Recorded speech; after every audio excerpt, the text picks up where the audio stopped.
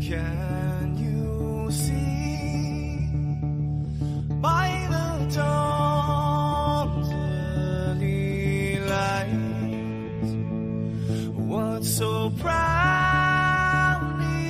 we hailed at the twilight's last gleaming, whose broad stripes and bright stars through the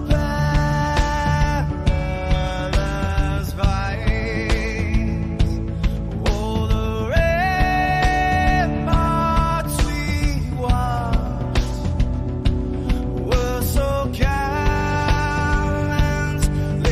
streaming, and the rocket trailing, the bombs bursting in air, gave proof through the night that our flag was still there.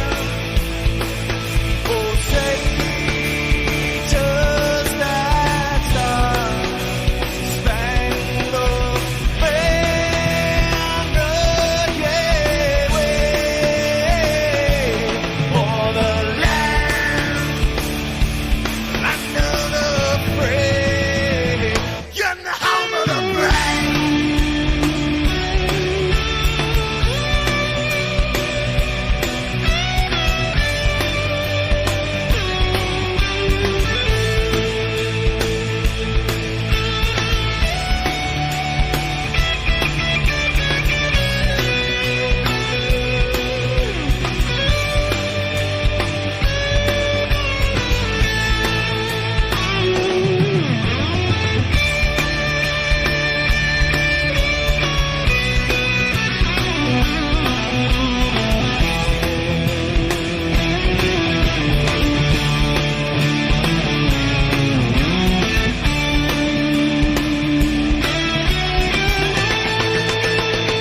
Because we are the brave. Yes, we are the brave. We'll fight you in the name of the brave. We are the US of A. For those unaware, that flag is still there. It's our future to save. Land of the brave, the US of A. Oh, say, does that star-spangled banner yet wave for the land of the free, and the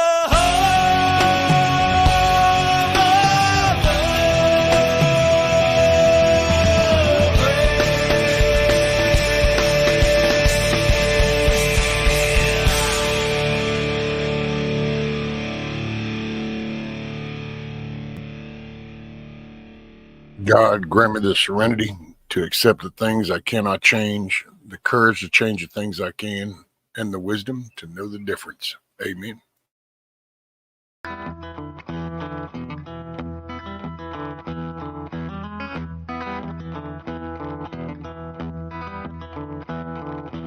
I ain't losing sleep over your opinion. I ain't worried about how you spend your time. If we could get back to living and let living, that'd be about right for me and mine. Like an old scarecrow standing in the sun, day after day, his work ain't never done. I ain't ever gonna change my ways, make my stand for the rest of my day. I don't care about this year's make and model.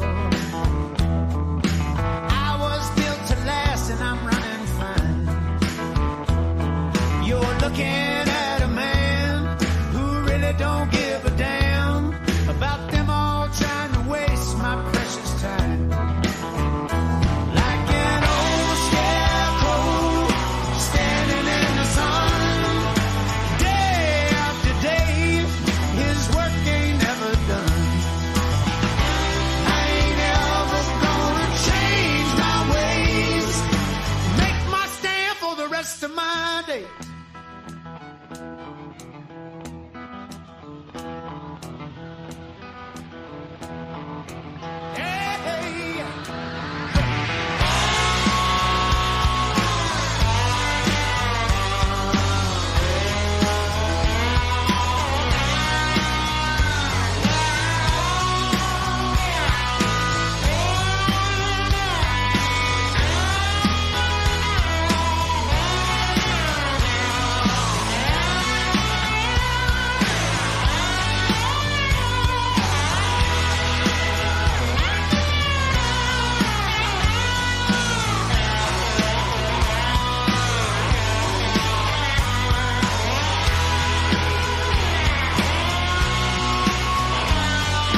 I might be a little ragged around my edges.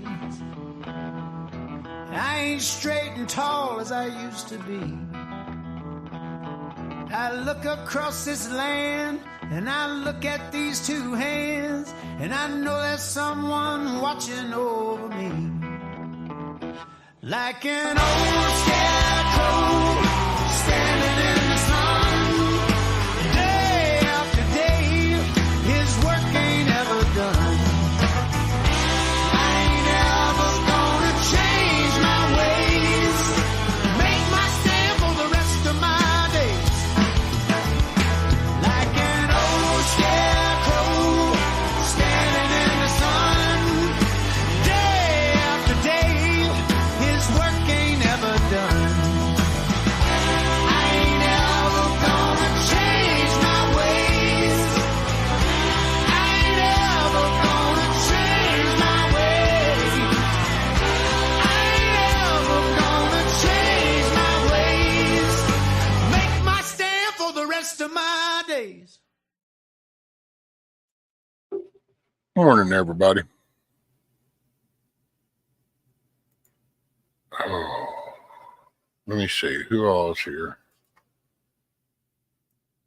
I've seen a bunch of names.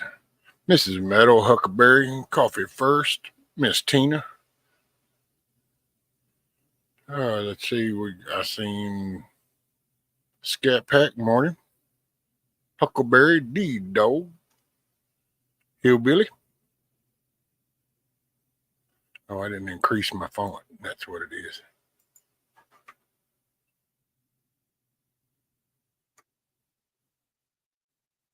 Who did I miss? Miss Sharon, Bug Out.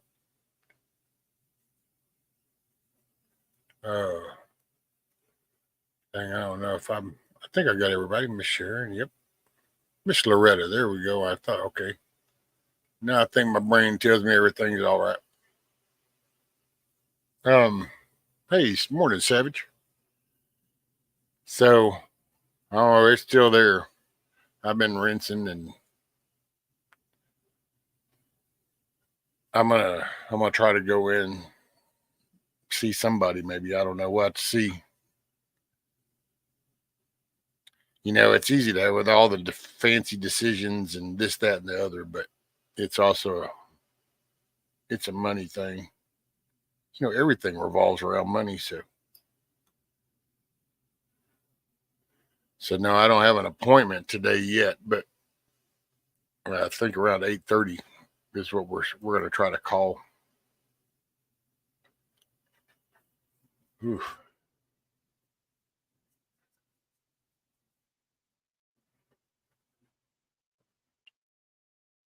I've already started hopping and bopping.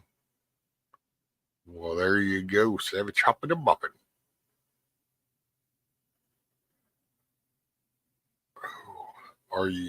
Are you rescue or sore tooth rooster?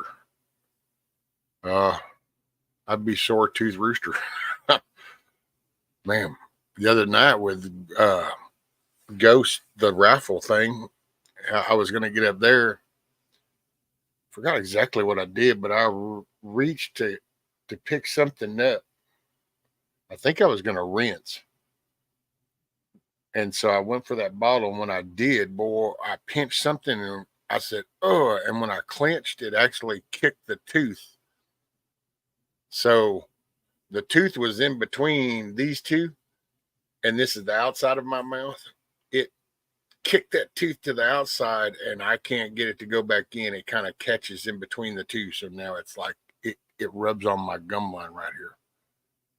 And it's been, and then I've done it at night too. I've twisted and clenched my teeth, and then it's like, oh, this is getting, it's getting to be rather annoying.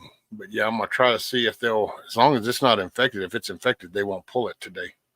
I got to do the whole little 10-day thingy, antibiotic shit. Rescue. That feels so weird.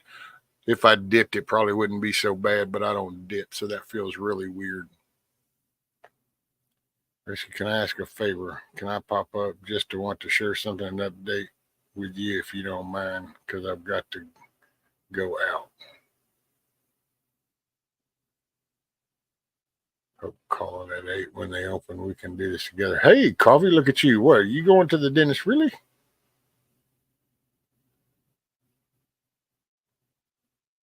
Give me a sec, Tina. Let me. Yeah, to be honest, I wasn't even going to go live, but then I thought, well, people will probably look forward to it. They'll want to know what's up. And I've just been sitting here since about 2:30 in the morning any damn way. And so I kind of said, well, okay, I guess I will. But yeah. And I would, Hillbilly. I'm just afraid if it's infected, you don't know till it's too late that it was infected and that it just jacked you up. Let's see. How do I got you in there? There it is.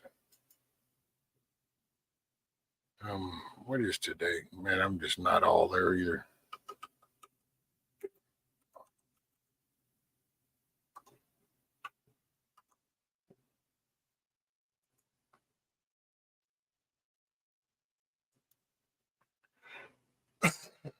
Excuse me.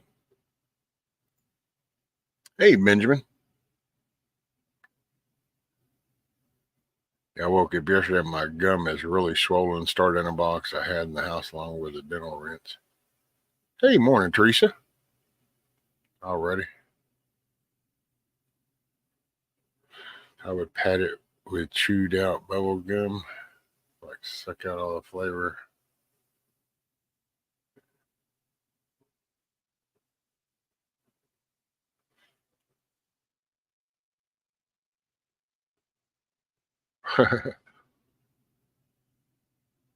Hey, I would, Benjamin. I sat here and I was wiggling it, and I thought, I don't know. I mean, do I really want to get that to come out? Because I don't know 100%.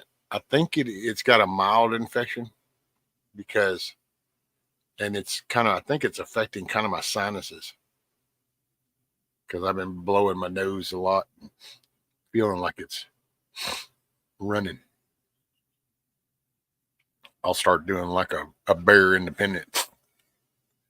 Him and his sniffles cracks me up sometimes.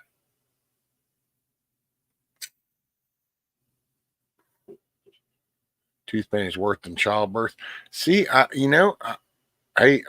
cannot comment on that really, Teresa. My visualization, I don't understand how that's possible. But then I feel excruciating pain if I think about like having to pass a watermelon, and I go, "Ooh, yeah, man, I don't know. I think you could go ahead and I could probably take a few toothaches." I mean, I can't verify that. I'm just doing my own little personal man thing visual because I believe in only two genders and I don't think men can get pregnant. So my simplicity, my redneck in the woods kind of thinking says that I don't know.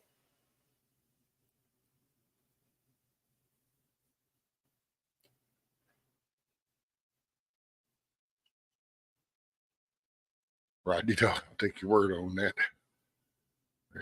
Hey, morning, Indy.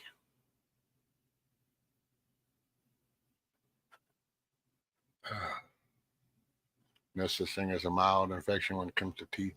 Yeah, no, I'm gonna go. No, I say mild just because, like, I don't know, what was that? Not long ago when it got bad. Then this was so tender, and I mean I could feel the swelling, and so it was kind of different. This it's a little tender in a smaller area though. That's imagine shaking out, but that's why I was going with the watermelon. See, like that right there, I can feel it. And every now and then, man, last night it just kept waking me up. I do something, and I don't know what I do, but something hits, and man, I get this spike in my brain, and it makes me quench my eye, and so I ain't digging that very much. I had my son with no drugs, and I've had bad tooth pain that makes my entire face hurt. Toothache will make your brain stop. Hell, I don't need it to stop it. What little I got left working, I already got enough drain damage.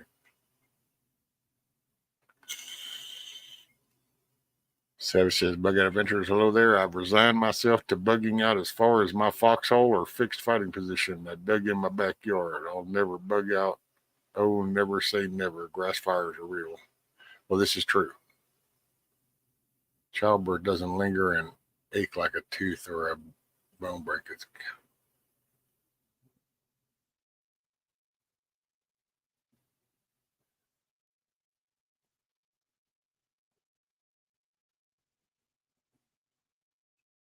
Yeah, antibiotics is always good. See, I'm just not. I don't know. Usually, I don't know. I'm big enough of an ass. I don't know. Not trying to downplay. Oh, here's Miss Tina. Rescue. I'm by no means saying childbirth isn't painful, but toothpick will make your brain quit. I can see that. Morning, Tina. Good morning, everyone. You okay? Oh, just another day in paradise. This tooth is. Yeah, I noticed you had a toothache. No, I got my daughter. I was going to share this with you, but I've actually got a rundown of my daughter's she's got to have a blood test tomorrow. I couldn't get it shifted. As much as I kicked and screamed and dug my heels in, I couldn't get it changed. So she's still a little bit headachy, but she's not as dizzy anymore. So I was sort of resigned to the fact that my dad just turned and said, "Look, she's just got a little bit headachy. She's not dizzy." Does she So he notice? said, Did she kind of keep an idea of what she changed that would maybe take that? "No, we've been through it." And another thing is that eczema has flared up as well. Well, no, I So mean, like that's if she started drinking a little bit more, if she stopped eating something, because maybe yeah, that's what helped affect the yeah. dizziness. I've got a test. I've got a thing what they're going to test her on. So sorry to go all medical. They're checking the test requested is for vitamin B12, a full blood count, folate, whatever that is, liver function tests, renal profile, vitamin D, reactive protein, ferritin, HbA1c, whatever that is, non-fasting lipids, and thyroid functions. Not on T4, whatever that is. That's what they're testing. They're testing for everything. So that's what they're testing her for. There you go. Hopefully, it'll let you know what's Yeah, going on. yeah, After these because there's past few something. years, I've gotten to where I monitor everything I do or I eat or I Yeah. intake. If I start feeling no way, then if I just did something different, then I'll stop to see if it goes away. I don't know, just gotten really Well, weird the past few years. she does that anyway because she's always suffered with eczema. And she knows she's always since she was the day after she was born, it flared up, and I had to do food diaries, and the hospital tried to do like a what's it test in her hands, and then she had an allergic reaction to that. I was at the hospital for 5 hours when she was just a toddler, and she was only about 3. And I just done food diaries, and I just figured it out myself what was triggering it. And it was the hospital said it was didn't have an intolerance to everything, but apparently she had an intolerance to citrus, acidic, wheat, oat, corn, but yeah, I took great delight in telling the hospital that anyway, but I digress. So we've always like watched what she eats, and she's always knows what she can and can't eat.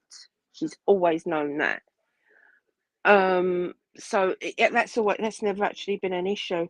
So I said to her when she was feeling dizzy and everything, and I went, "Have you?"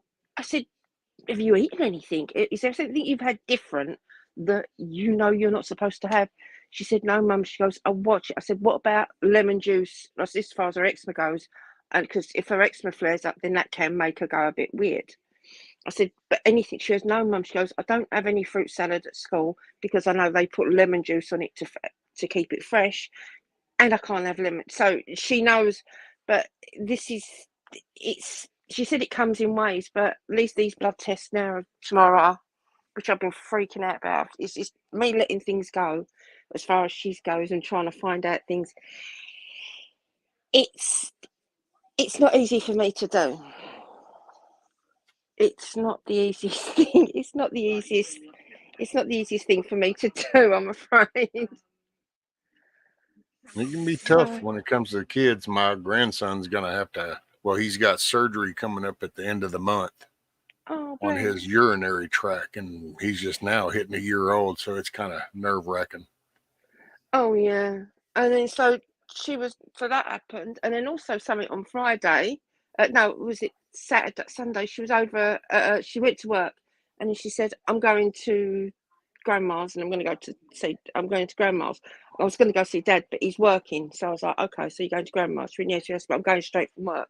So I was like, "All right." And so she went to work and she was getting on the bus and these two blokes asked her, very much she's 17, these two blokes, there was about 30, asked her if he goes, "Is this the bus stop for the Shell garage? Is this the bus we've got to get off to such and such?" And she said, "Yeah."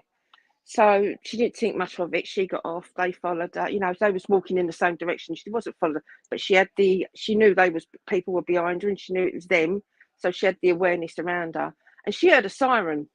So she stopped at the siren, but she went to step back, and this bloke actually put his arm out to go and touched her arm, and she went.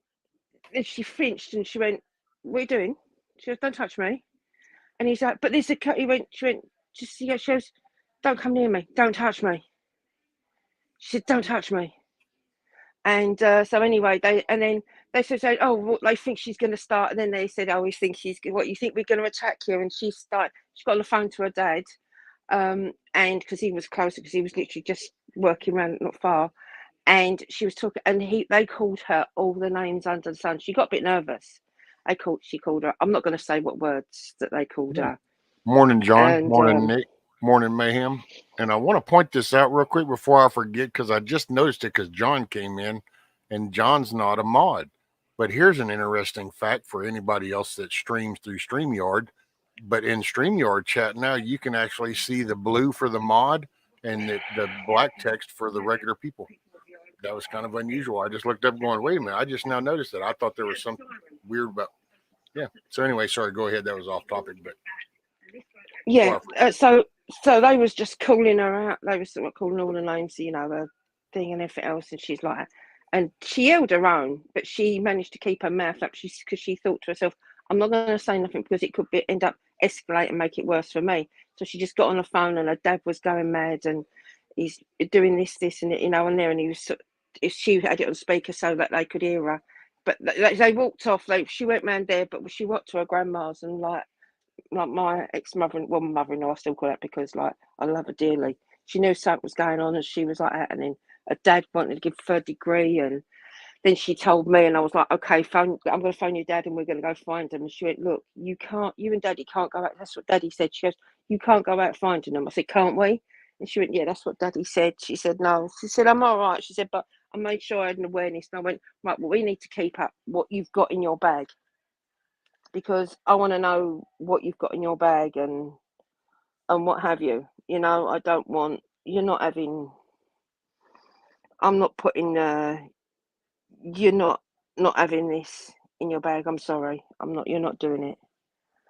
So I'm going to make sure that you've got something in your bag at all times. I'm sorry about that.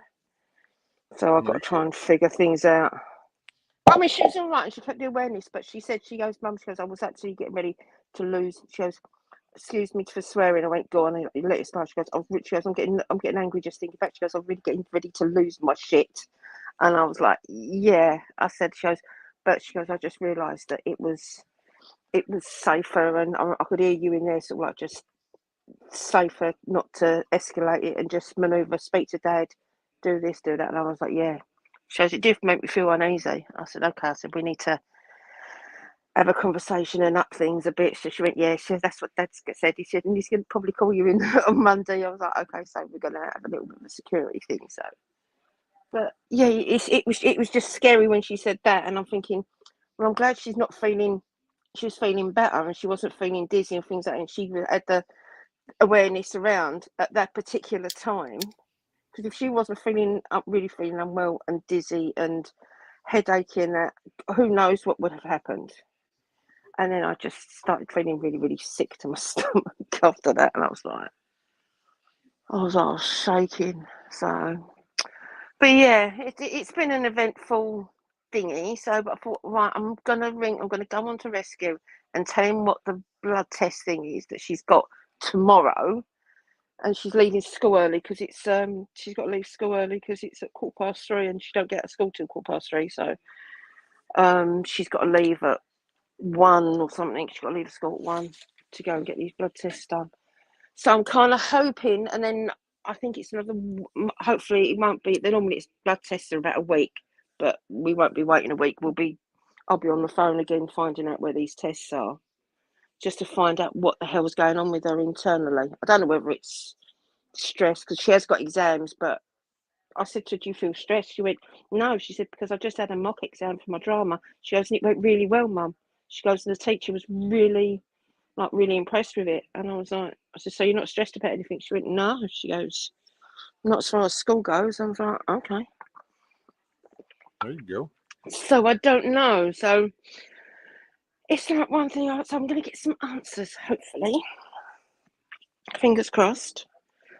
So yeah, I thought I'd give you an update on the oldie blood tests, and I had to resign myself to actually being patient and waiting, and didn't want to do that. I just wanted to have them done and gone. Well, at least then you'll have some specific information, some specific data. This is good. This is good. This is good. This is low. This is a little high. It gives you at least the all-in-one, the lab works really kind of give you a lot of information. Yeah, but then like I say, I mean, I don't want to overthink it, but I'm thinking, well, if that all comes back clear, then we've got to try and figure out what else is causing it, and that's, if these blood tests can come back and go, yeah, it's that, it's this, she's lacking in there. I'm thinking, yes, natural, we can do stuff, we can get it, we can get things organised, but it's just the not knowing bit. It's the thing. That's the thing. You know what I mean? But she said she's not. She said she had a little bit dizzy spell the other day. She said, Mum, she goes, it's just I got up and I just thought I got up. She goes, and then I did it again when I was around Daddy's, and Daddy just told me to go and lay down. So I was like, okay. So she goes, but it's not as much as it has been going on. She said, so it seems to be easing up. So she goes, I might be all right. I said, whether you think you're all right or not. I said, she goes, maybe I don't have to. I goes, no. I said, we need to find out what's causing it. You can't just say, oh, everything's all right, and just because it's easing up. I said, we've got to get to the bottom of it. I said, me and your dad will not let you not do it. We've got to find out these things, because it could come back and it could become, and it could be an underlying problem. She said, yeah, there is that. I said, yeah, so got to do a bit of investigation and find out what's going on with you. So yeah, so that's the update. So I thought I'd just nip on quickly and give you an update, and also to find out how the little chicks are doing, and if BB's behaving himself, and how the little henny's doing. Yeah, Before I shoot off. Yeah, they're still doing okay. I haven't really been paying much attention because I spent the past couple of days just laying down a lot. My mouth is I accidentally hit that tooth, and it just Yeah, see, I'm like that. I can suffer any pain you want to dish out to me. Childbirth, a lot, earache. I'm like a baby. I'm like, I'm done. I can handle a toothache. I can handle any other pain, childbirth, you name it, but not an earache. No, earache is my kryptonite. I can't handle earache. I'm I pathetic. push off shit every day. It's not so much the pain as it is the accidental closing of I can't close my teeth, and that's a muscle thing. And sometimes I twitch and I hurt and I clench my teeth, and then I hit that tooth, which then shoots that into my jaw, which either shoots a spike up through my brain or down through my neck. And I don't know. It just that's the part. I deal with spinal issues every day, every time I move. That's 2.5 years ago. All I did was lay down. It was just, it hurt so bad. I just pushed that shit off now. And most of it's been chatting with everybody is what got me up, but got me back moving. This right here is just at a different, if it would be consistent, I could tune it out. Do you think you're going to get in today? Do you reckon you'll be able to get in today? I don't know. It depends if they have an opening, and then it depends on how much it's going to cost. So yeah, it's always the second one. Morning, Eric. It's always the second one, isn't it? Really, it's a pain. But anyway, I've got to shoot and get just got to pop out, and then I've got to come back and get loads of done. But I'll be listening when I'll play catch up when I come back, and then I'll join in on live and stuff. But I thought, make it a good day. So I thought, well, you've also good luck tomorrow. Been interested in trying to help me and trying to narrow down what it is. I thought, right, someone out there will probably hear what it is, and then maybe when I come back and I'll look through the chat, I'll find they might have some extra information that I can just sort of like make a note of and stuff like that. But I appreciate it, and I appreciate you all, and I'll come back when I come back. I'll pop on and be in the chat and listening and play catch up. All right, Miss Tina. Make it a good day. Then. All right then. Sending love. Bye-bye. Yes, ma'am. Bye-bye. Garlic. And no, ma'am, I didn't get the footage. One, it was real cloudy. Because I thought about it yesterday morning, but it was real cloudy. It didn't. And then the day before, I just, nah. We'll get it, though. I ain't sweating it. That's just a small hurdle.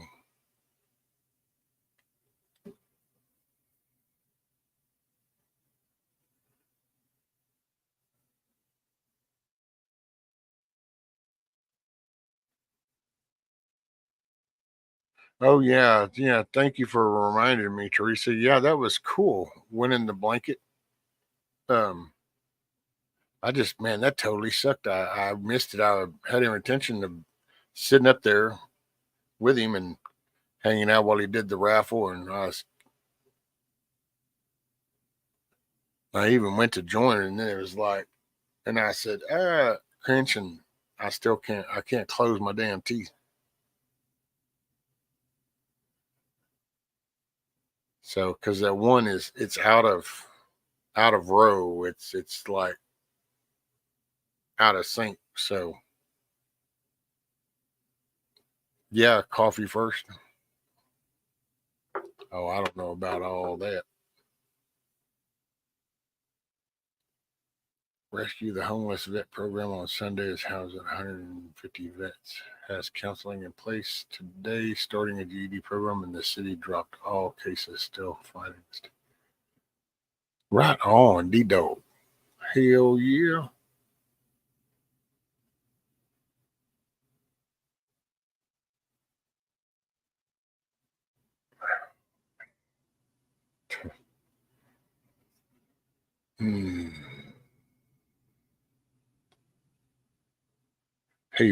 Tell you what, I need to rinse my mouth out real quick.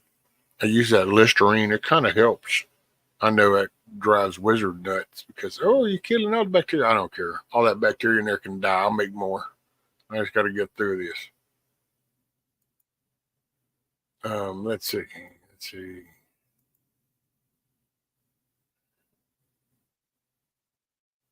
Hey, here, we'll chill with the medicate my mind for just a minute. I'll be right back. Just bear with me.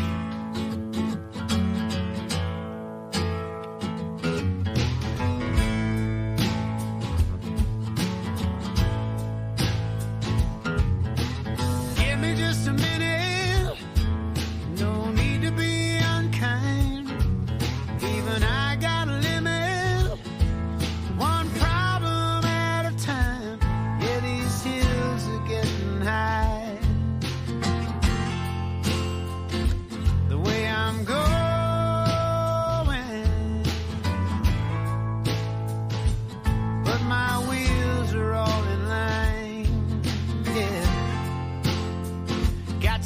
come rolling.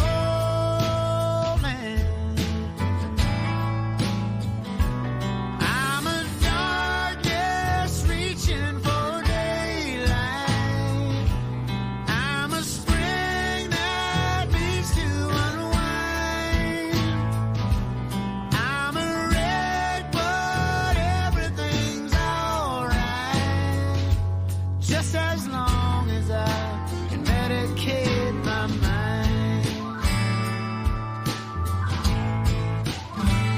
Medicate my mind.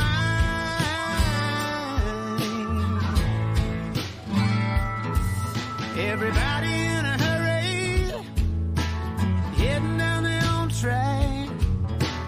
Ain't gonna worry, let it roll right off of my back. I'm a stranger to this world, but I keep on growing. Night, Benjamin. Life will try to put you out, yes it will, but I keep on glowing. Yes I am.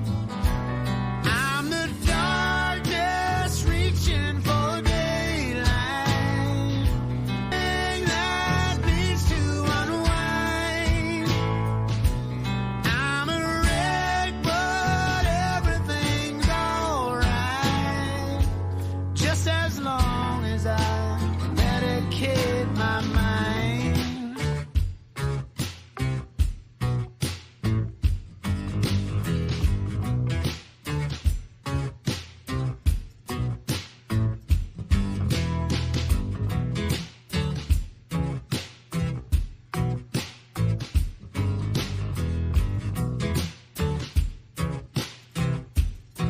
All right, Coffee. Make it a good day, ma'am. Good luck at the dentist. I'll be praying for you. Strength and wisdom, man. Strength and wisdom. Make it a good day.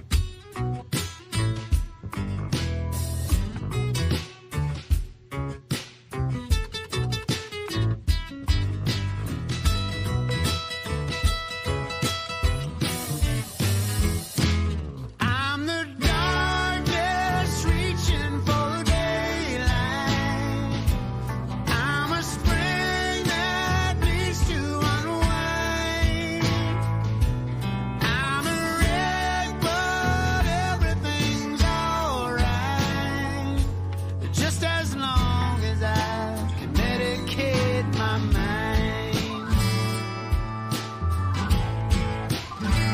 Medicate my mind.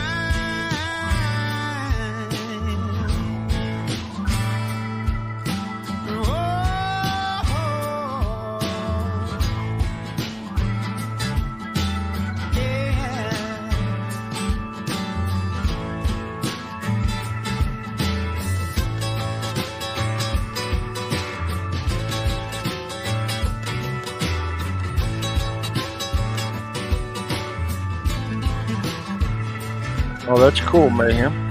14 new volunteers.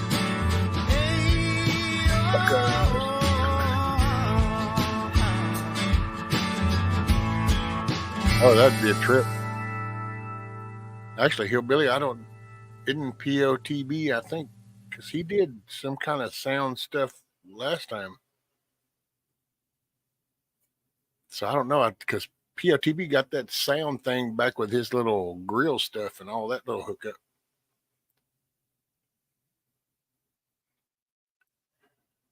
Buenos dias, Simply Tony.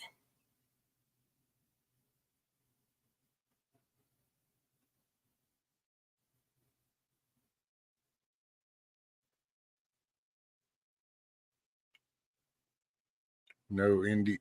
So Indy, no driving for me, no license, just using public property for my conveyance. What are you on the bus?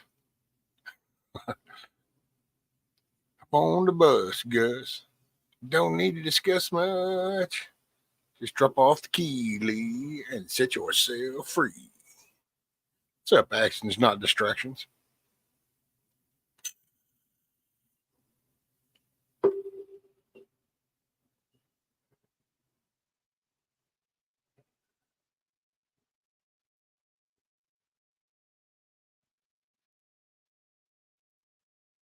which I don't know if the thing POTB has is like a karaoke machine. I know it plays music. And I was laying down, but I was listening. I thought he said something on Hutch's about creating some kind of playlist.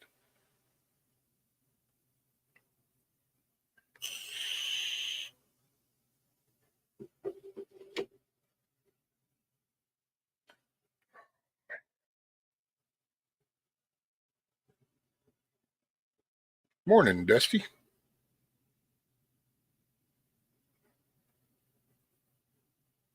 Which I think I got pretty much. Morning, everybody that's here. And I figured I'd go live. I was sitting here. I was awake.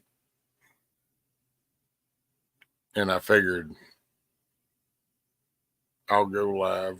I'm sure people might expect it and they'll be looking forward to it, information or something. So I just figured. And then there's just people that ain't, maybe that's just what happens. Anyway, I just figured, what the hell? I'll just go live. That was the panel. Yeah. Yeah, I used to dig old POTD's War Game Wednesdays. Hell, I'd even ask him about getting on one, but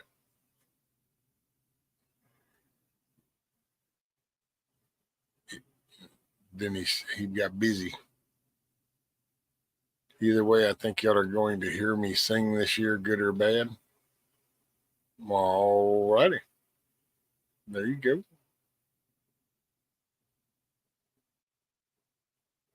But there are probably some that would sing that probably shouldn't have been.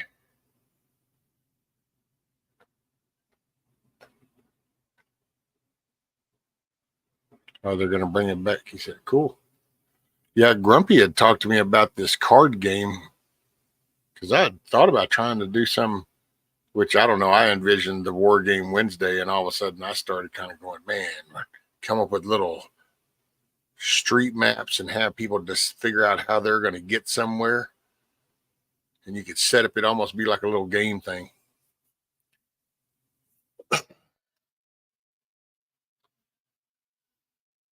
Hey, what's up, Grumpy? Morning.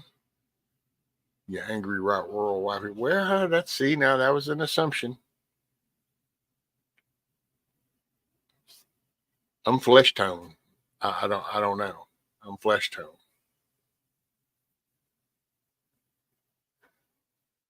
Look, I can't aggravate you anymore on Pink. As long as they don't sing like Yoko Ono, we'll be okay. Oh, there you go. Hey, morning, Miss Sharon. And see, I don't know, brain skip. I think I don't know. If I hadn't said morning to you, then good morning, good day, good afternoon, good evening. I don't know.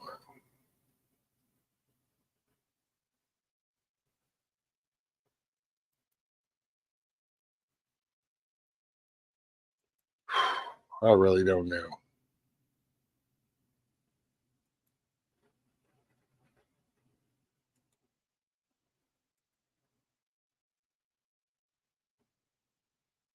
Oh, and by the way, yeah, let's see. I need a victim.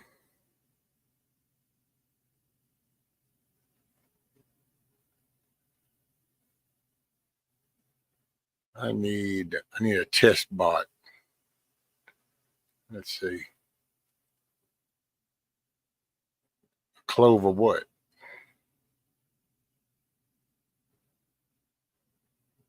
You mean like garlic clove or something like that?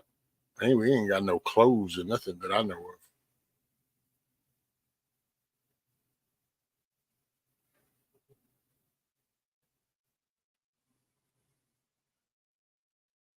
Okay, Mayhem, you're going to be my test subject.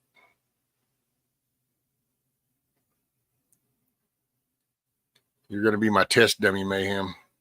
So here's what we're doing. So in StreamYards, you can now see who's a mod and who's not. And then when you click on the 3 dots in StreamYard's next to their name, you get the option to delete the comment or put the user in timeout, or you can ban the user and delete their comments. But I'm kind of curious to see what happens if you do the timeout. Does it do like YouTube where then you select the time frame? So I'm fixing to test this out, Mayhem. So you might be timed out for a couple minutes. So you okay with that? Are you okay with being a test subject? It's for experimental purposes. Inquiring minds want to know.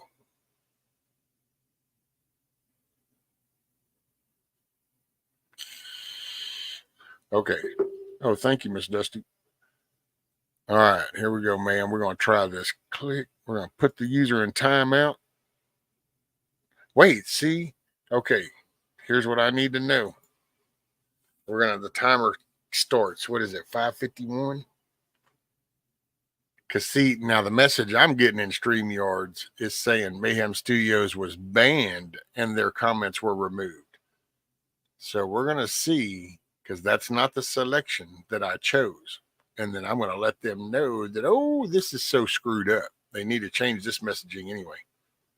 Does it show how long it is in YouTube?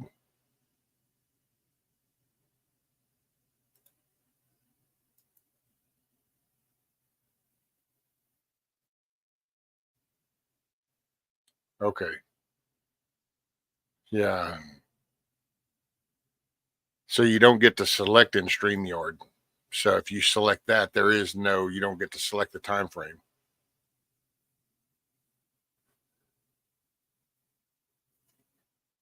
It deleted all his comments in chat. Yeah, see.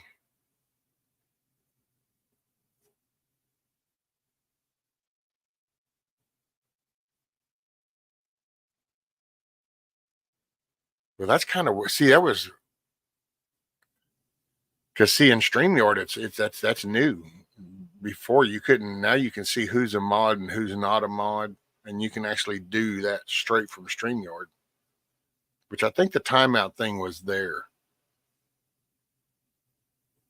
I know that the blue right, because I thought, damn, maybe, I thought, well, I don't know, maybe the browser did an update and now it's, how did my font get blue? But then that's, oh shit. Oh, okay. That's why I have backup channels. Well, they say it's only for 300 seconds.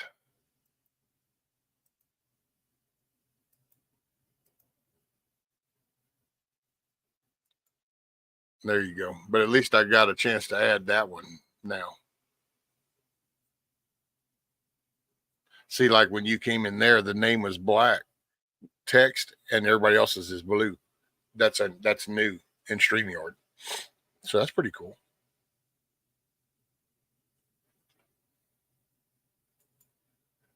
Hey, kiss off morning. Thank you, ma'am. Thank you.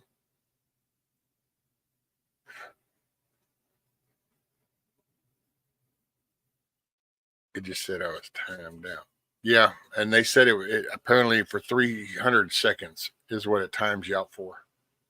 Now in StreamYard, it said that you were banned and all your comments were deleted. But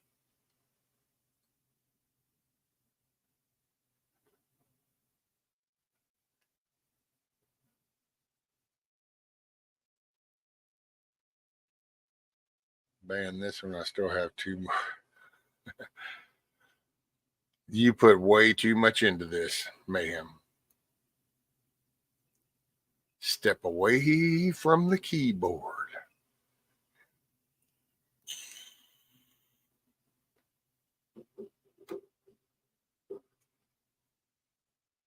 "20 lashes with a wet noodle. I'm not too bad sometimes. Sometimes I feel like the boat swing. Swami. God dang.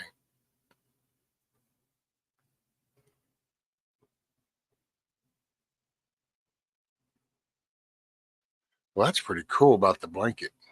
Man, that was, and I was hoping to be sitting up there. It's like, I don't know how much I'm going to talk today. That's why I spent yesterday pretty much. I spent laid down, wasn't sleeping. I'd lay there and I'd nod on and off, and I'd just look up at the little screen on the tablet until it, because that way I could kind of keep it propped up, and I didn't talk, so it didn't move or nothing, didn't rub on my jaw.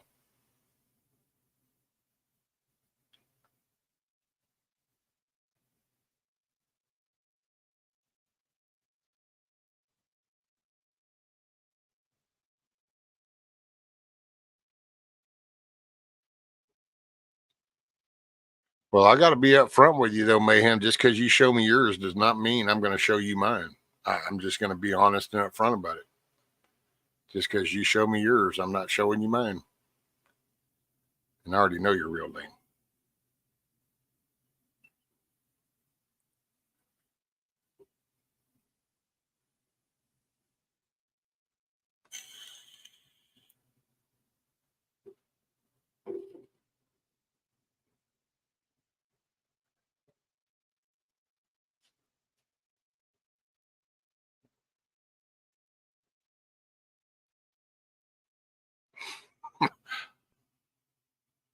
Okay, that's not the real Huckleberry, because the real Huckleberry would not think that was the weird part, because the real Huckleberry has been a whole lot weirder than that. Must be fake. That's a fake Huckleberry. Got to be. Somebody's hijacked his account.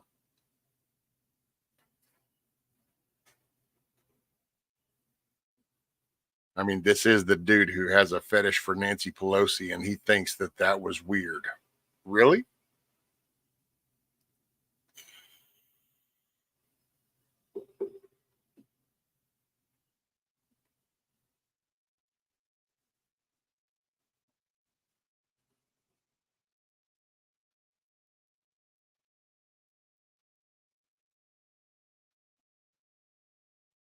Look, now Mayhem's trying to remember what that password is for that other account so he can log into it.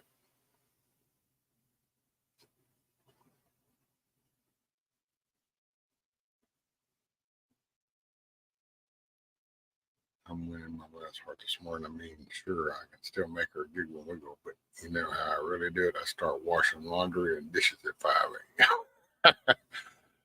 Oh, it's savage. Oh, damn it.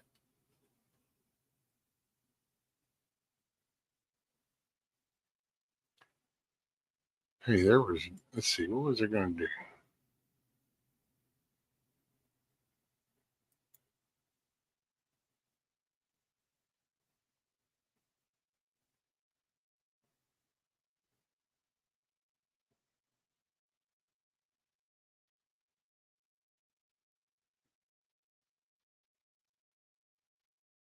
Oh, let's see. I was just looking, not trying to.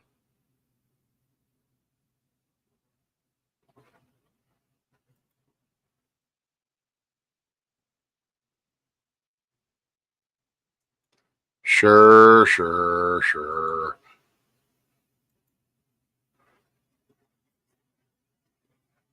Well, there you go. Damn, I should have seen if I could have made you a. Nope. I didn't figure they'd let you have permissions of. They're just what it is StreamYard's slowly learning how to pull the data from YouTube, the API, and work with it. And then there's some things they'll let third parties mess with, and some stuff they won't.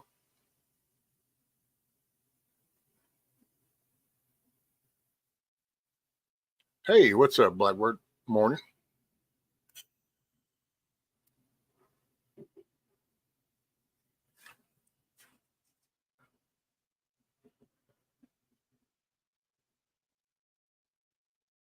All you got to do is remember the rescue, REZQ. You don't even have to remember the whole word rescue. It's REZQ, the res Q.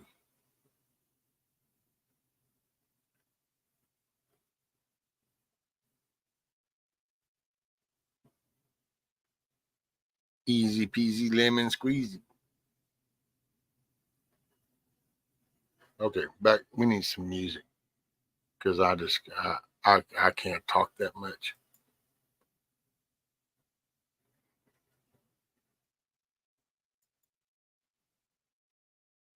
Didn't I download something? What did I download? I downloaded something. What was it? I get a new. I don't know. I mean, I could always play the one Rag and Bone dude. Then I know I get banned in Russia. I don't know what their fetish is for that song over there. They just do not want Russians to hear.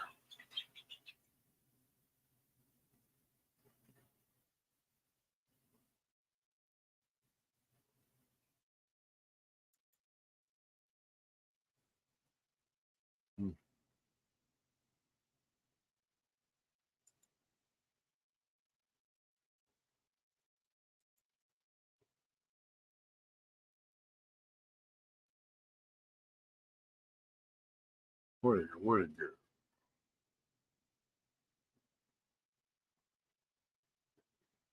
go? Okay, not that.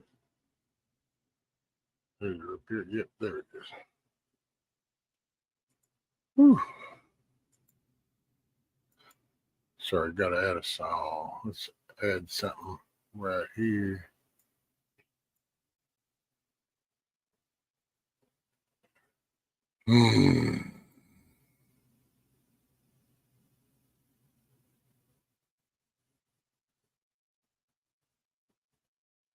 Need to stay alive in Russia. Spread that freedom. Talk to them poor souls. Yeah, I was floored. It's there because there's certain songs that are banned. That's it. This will not be shown in Russia. And I can go and mute the channel, the song, and then that's why I keep it under 6 hours. Because I never know. And they've been pulling some from way back, dude. Hell, the Sandlot. What was that? Sandlot number 47 or something. And then they did the Sandlot 115 all the way through 130s and 40s, I think, of the Sandlot. And I'm like, what? So yeah, they're reaching way on back. It's the algorithm picking shit up as they're altering it, getting ready for their swiping in November.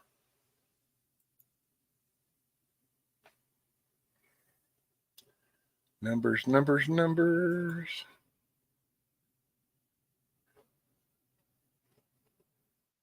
gonna play this because I don't feel like talking, so I'll read chat. We'll listen to this for a minute. How's that?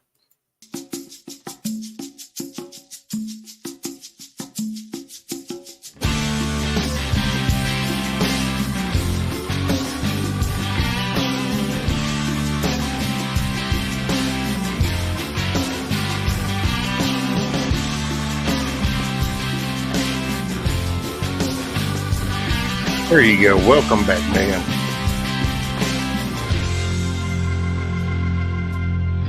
Everybody's standing around in the dark 'cause the light's too dim to see.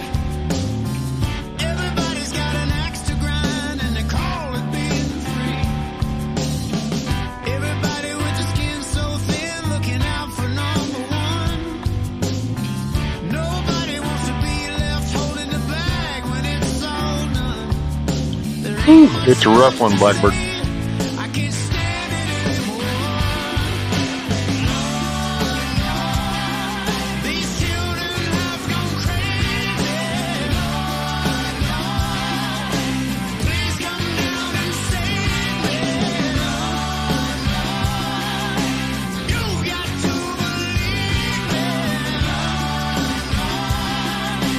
Lord, strike me dead. Everybody wants to blame somebody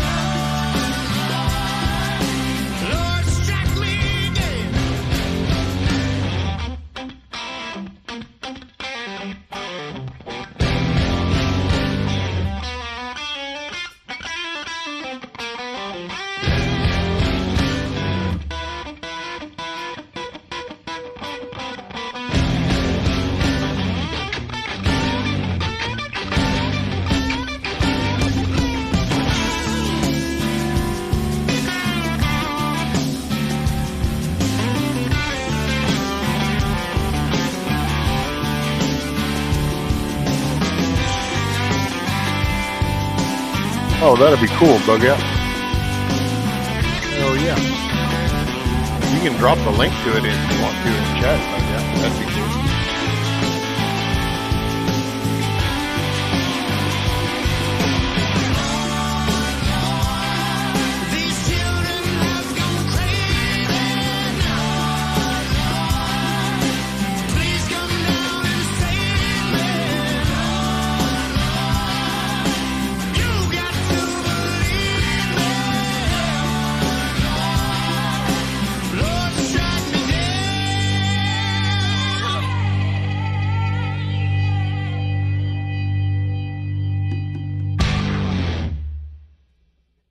Hoorah. Yeah, I heard that. I don't know. I was clicking on one this weekend and I clicked on that one. I was like, oh, boy, that one's a befitting of the times. Oh, little God's children done acting crazy as shit. It's like a batshit crazy dare care going cray cray.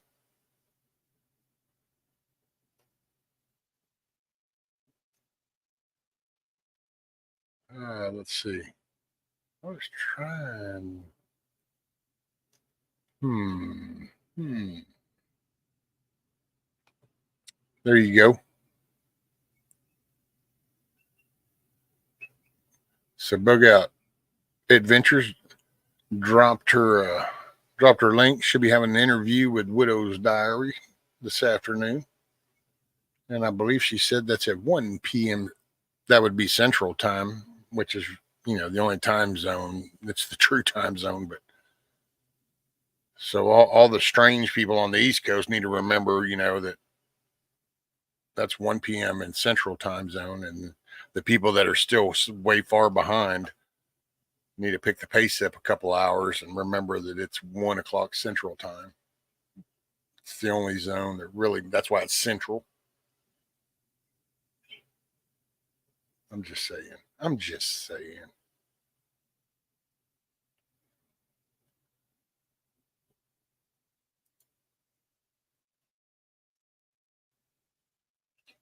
Hoorah.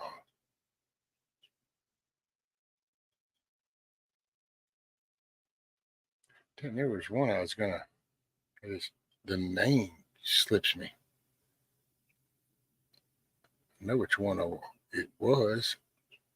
At least I thought it did anyway.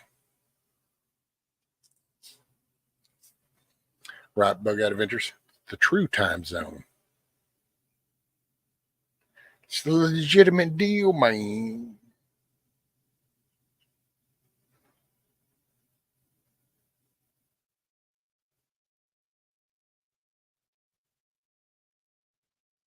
Okay.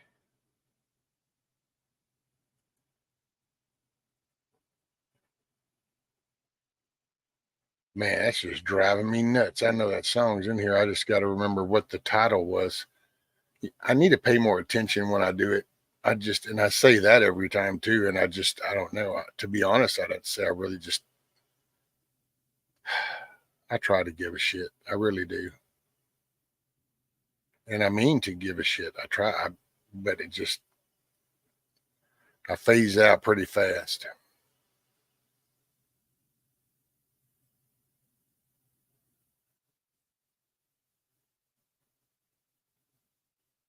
Simply Tony says the second best time zone, maybe. Oh, what? Are you East Coast, Simply?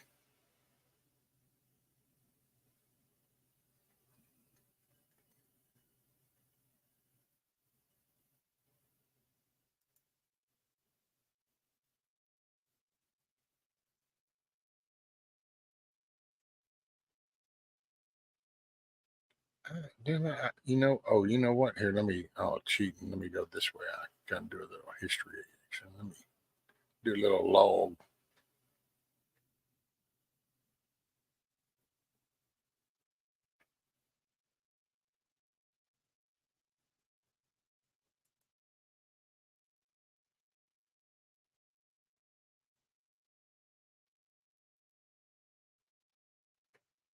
Ding, ding, ding, ding.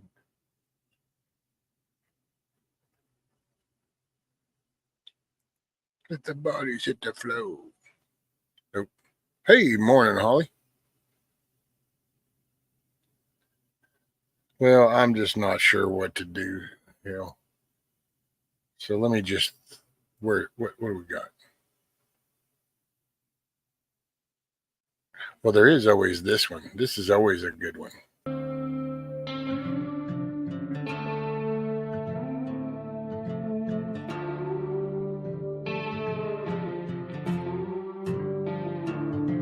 These days my guns stay loaded, my family's a little more close.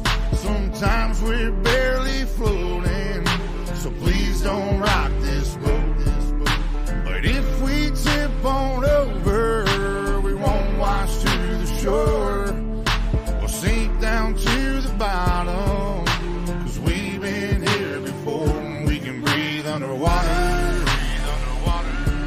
Been down at the bottom so long we can breathe underwater. So tell him to bring it on.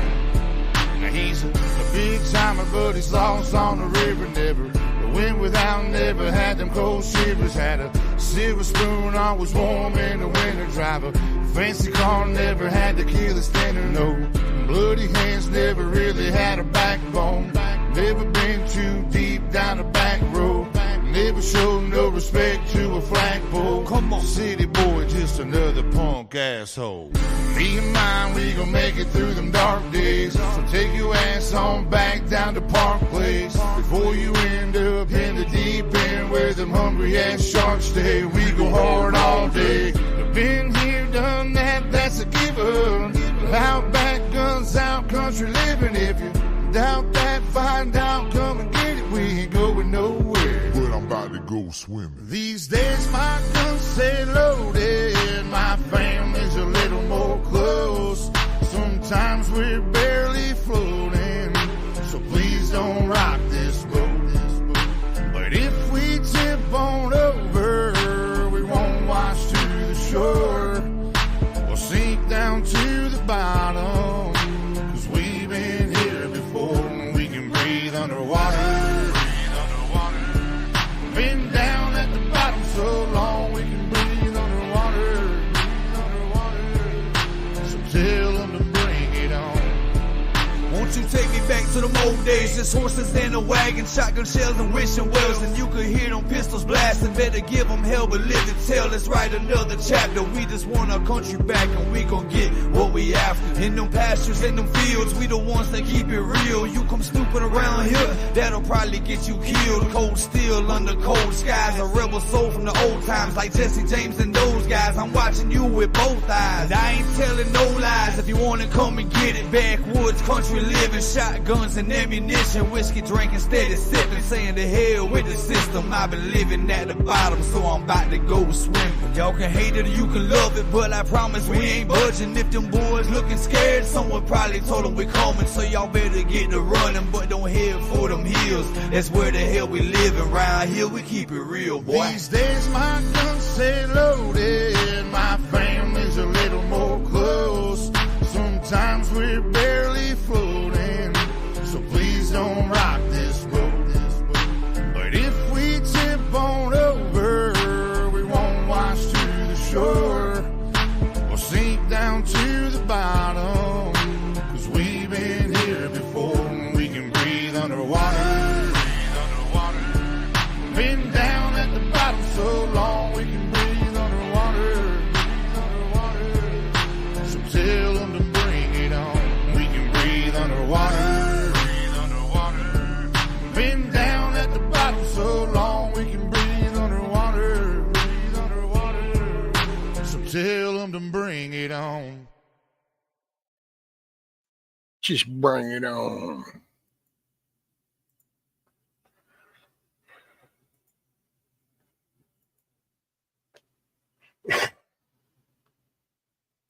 Best time zones. And when you wake up in, this is true.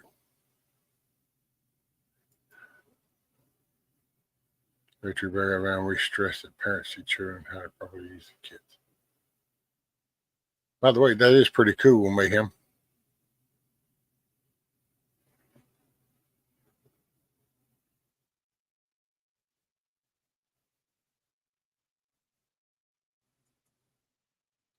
Oh man. Okay, so what are we at? 6:15.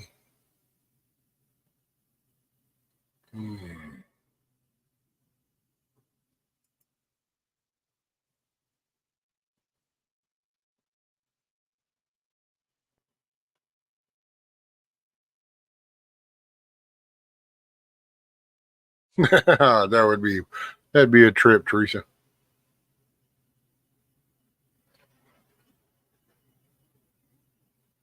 Poor dog's got to wear human clothes. We just can't leave well enough alone, can we? We can't even let a dog be a dog. Poor things.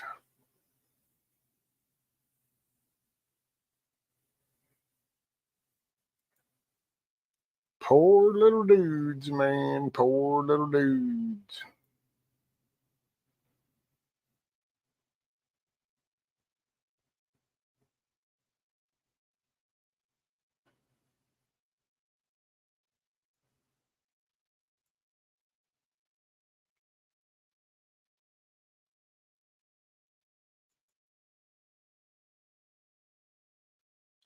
There was a dang song, and I know dang well. Come on now.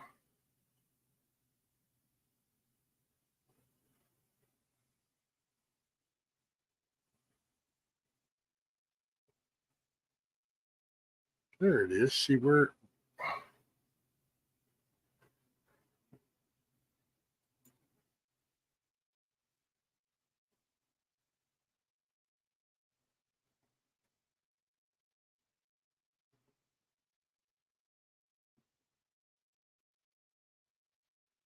Hoorah. Let's see. So,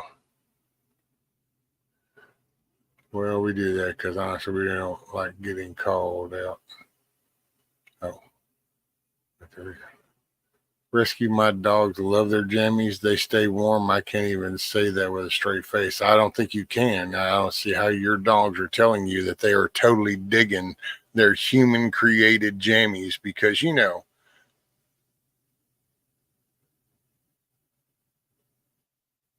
But hey,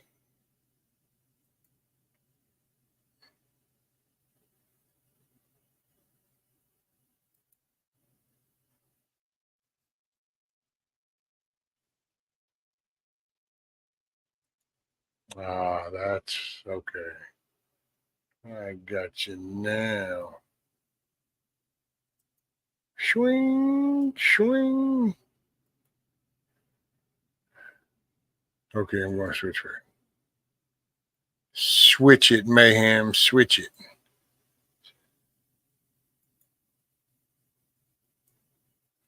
All right.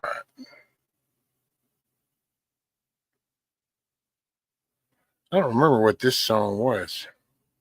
I might stop this one in the middle of it. I don't know. Let's just see. I forget which one this one is.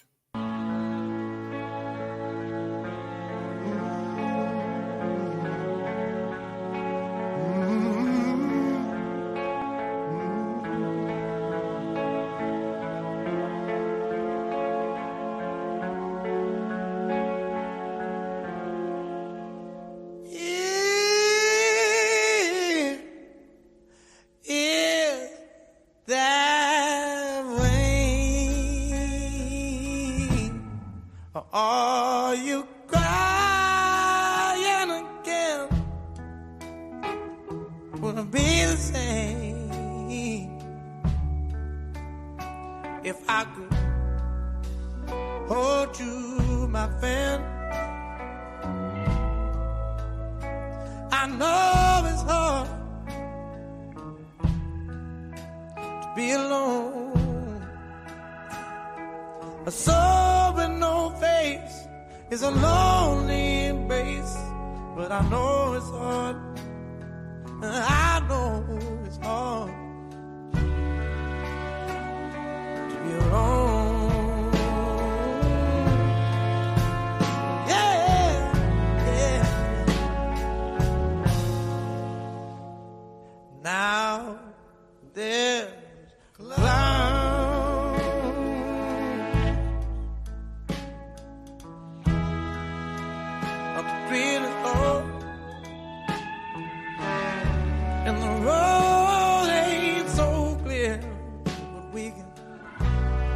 Hey, morning, KP. But I know it's hard to be alone. A soul with no face is a lonely place. But I know it's hard, and I know it's hard to be alone. Hey, thoughts and prayers, Savage. I hope she gets to feeling better.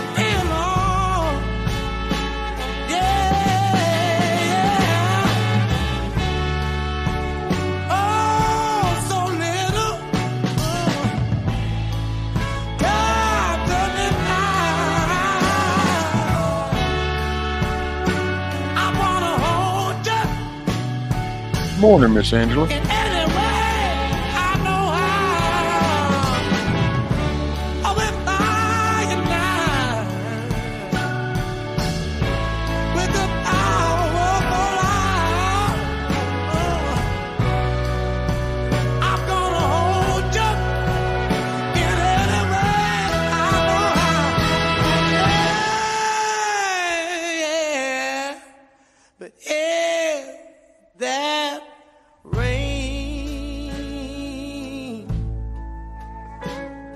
Am I crying again? A soul with no face is a lonely place. But I know it's hard. I know it's hard to be alone. To be alone. To be alone.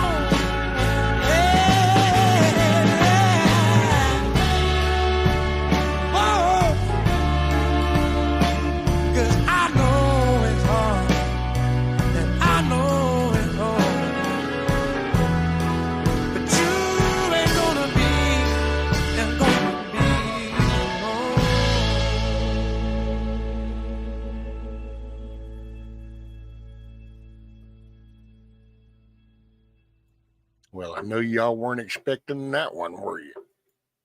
Shoot, no. It's like, wait, what? What is going on here? This can't be happening, but it was.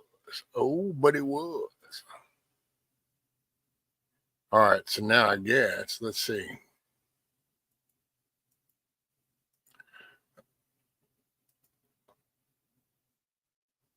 By the way, don't forget you want to be in live chat or all messages.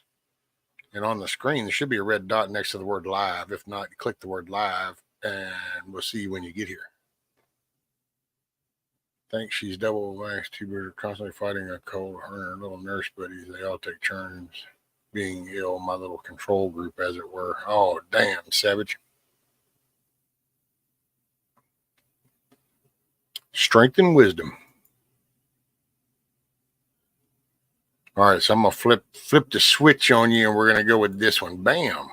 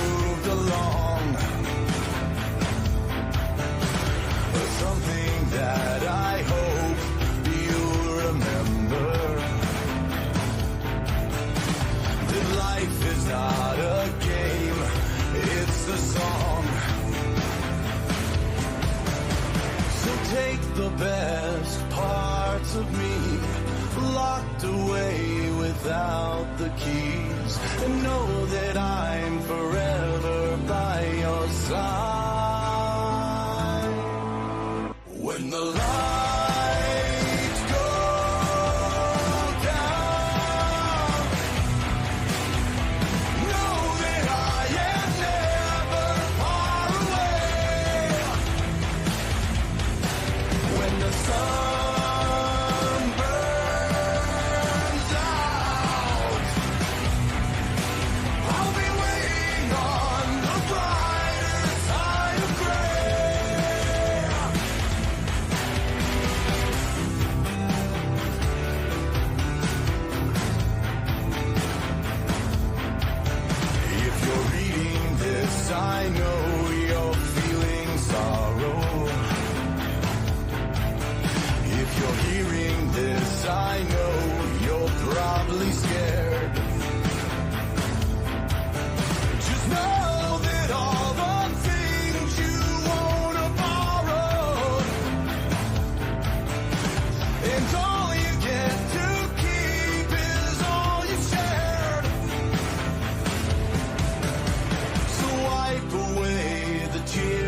me know that we've made history. Remember, no one ever really dies. When the lights go down, know that I am never far away. When the sun burns out, I'll be waiting on the brighter side of gray.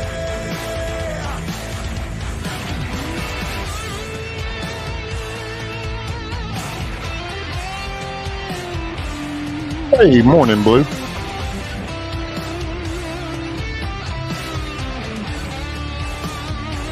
Morning, Anthony. What's up, buddy?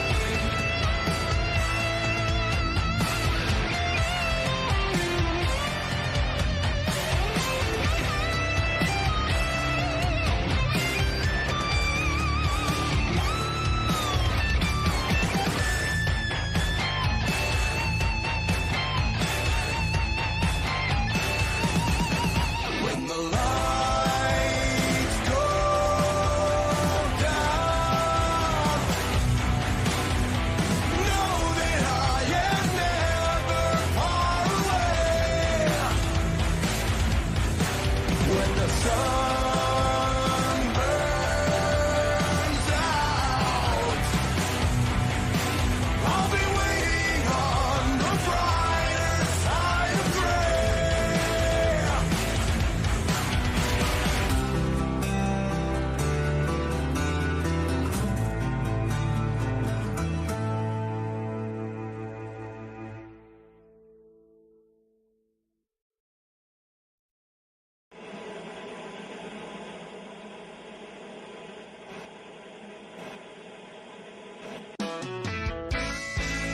We were born to mothers who smoked and drank.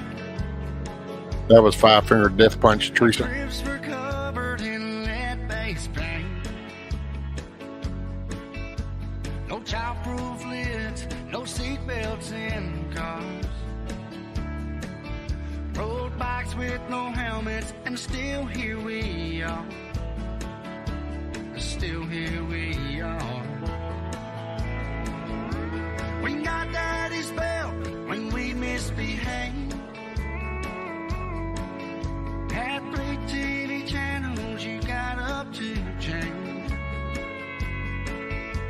No video games and no satellite. They're still alive, Blue. We had were friends and they were outside. They're growing, getting big. Outside. It was a different life when we were boys and girls. Not just a different time. It was a different world. School always started the same every day. The Pledge of Allegiance, then someone would pray. Not every kid made the team when they tried. We got disappointed, but that was alright. We turned out alright. It was a different life when we were boys and girls.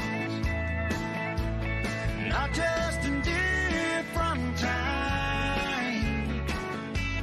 It was a different world. No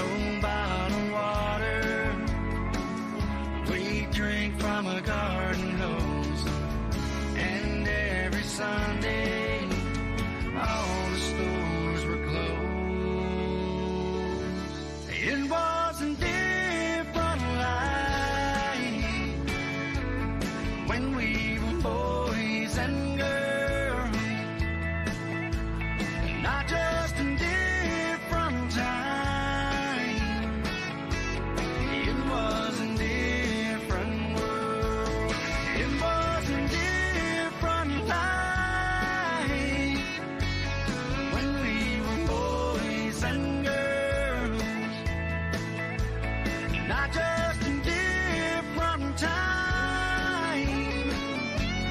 It was a different world. It was a different world.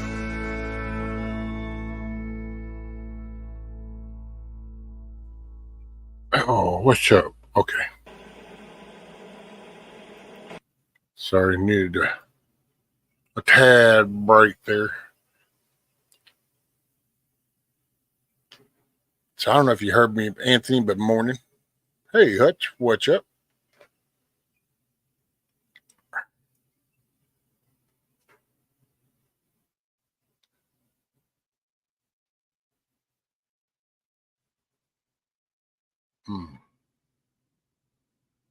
Man, oh man.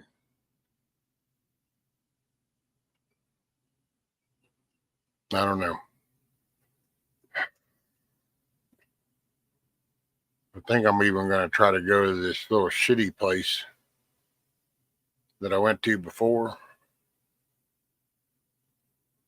I'm going to try to see. That should be the cheapest version. I just wanted to pull it out. Just pull it out, get it out of the way. I ain't worried about nothing else. All right, Miss Holly. Make it a good day. Hopefully you get some good results.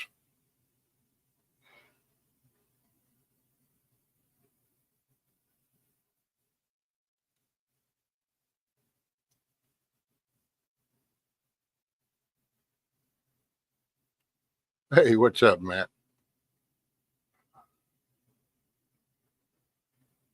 Having blood work.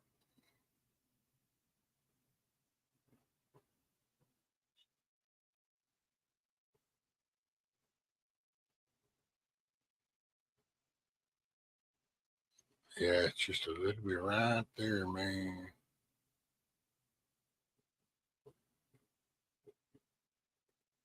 Like I said, I thought about pulling it, but every time I sit there and I move it, and I'm like, ooh, I ought to just jerk the thing out of there. But then it's like, but what if the infection? And then it's kind of like, oh, okay, I'll just. So I've been postponing until this morning. I don't know if they open at 8, 8:30, or 9. I know by damn 9 o'clock, I don't give a shit, man. Even old school times, damn doctors were open by 9. So bunch of lazy, overpriced bastards. So we'll see. I don't know. I just want to pull it. Just pull the damn thing. Pull it out of there. Wash it out. Make sure ain't no infection. And then at least I can close my damn teeth. I can't close my teeth because that's what happened the other night with the blanket thing, that raffle. I was gonna get up there with Ghost, but like I said, as I turned and I did it, I pinched something, and so I was like, well, when I bit down, it popped that tooth out of alignment. So that tooth is riding my jaw out here, my gum, my inside of my mouth. So I can't close my mouth. It doesn't line up no more. So I've just been mushing around on some chicken noodle soup. Had some chili cheese tater tots from Sonic. Those chop up and become a mush. Wasn't so bad.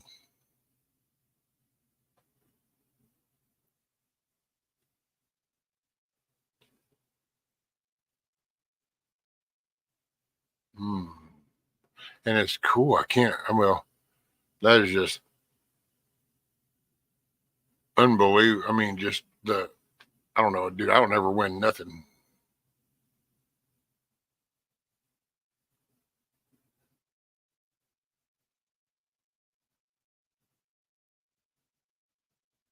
And so it was because of the Cluckin Alamo. There was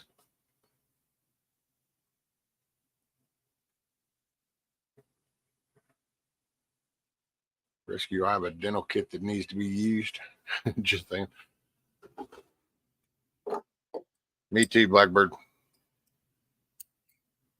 Cha-ching. I'll just reach in there and get that thing and twist a little bit.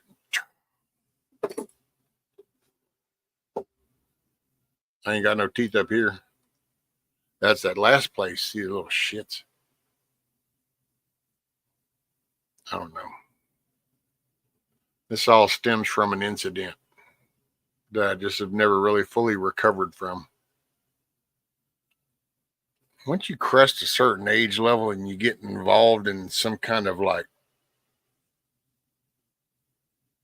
physical exchange, you don't quite mend up and heal like you did back in the younger days. So it just don't. So that's where I think this is stemming from. A couple years ago, it was these up here. This was this one that broke. Then supposedly the next one needed. And I'm like, well, hell, I'll just have one back here. I can't just have one flipping ass tooth. I'm back here chewing on nothing. So now I got none. Fixing to be missing this one over here. Which I would be cool if they would just tell me it's not infected. I'd be like, oh, okay, well then I'll go. I don't need nothing. What do you need? $20 for your office visit? There you go. I'll just come home and pull the damn thing. But I ain't sure about the whole infection thing. So without knowing that 100%, because it is swollen right there, and the swelling should probably represent an infection. Like I said, that's the only thing that slowed me down from pulling it.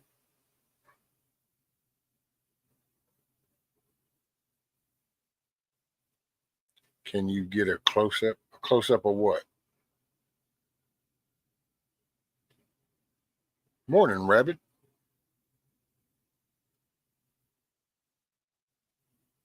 Can I get like a close-up picture? I ain't fixing to take a picture of my butt ugly teeth and put it on no internet.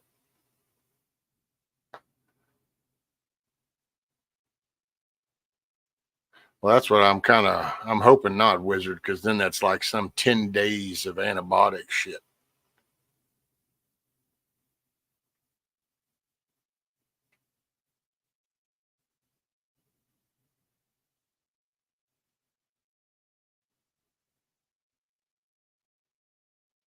Yeah, Rabbit, I'm going to go this morning. Well, we're going to call, see if they have an opening and how much it's going to be. So we might be back to square one, because I got to say, I got a brand new bottle of Listerine now, so I'll soak down a cotton ball with some Listerine and just put it right there in that socket. I know that Wizard will just love the idea of that. But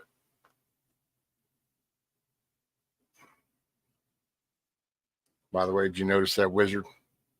Trigger warning, trigger warning, trigger warning, trigger warning, trigger warning, trigger. Oh, shit. Wizard, you ready? Oh, trigger. I know you get a kick out of that. I can't help but pick.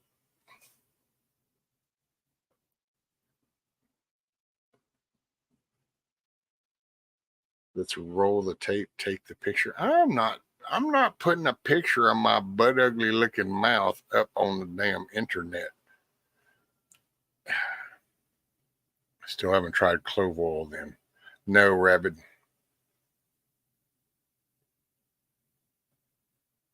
There is there's stuff coming tomorrow. I'm just being so rural, it's hard to really find anything. Pull it and gargle whiskey.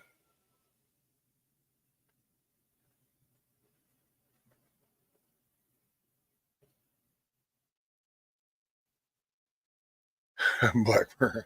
That's funny. Hey, morning, Share Bear.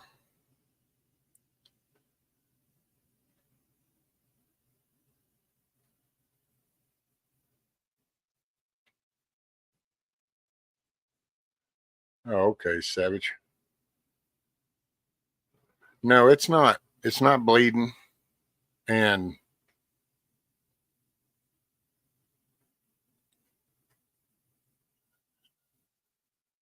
I won't say, I mean, it's not really, it's just like one little spot right at the bottom of the tooth is where it's sore and it's a little puffed up. I forgot how long ago that was. I mean, hell, it was on the live. It was hurting real bad. And it was real infected, man. It was like bad. It swollen up to where it was pushing the tooth out. And I sat there in a rinse. And I've taken ibuprofen a couple of times. But I'm not a pill person, man. I ain't into all that medicine shit. And hell, what don't kill you, it'll just make you stronger.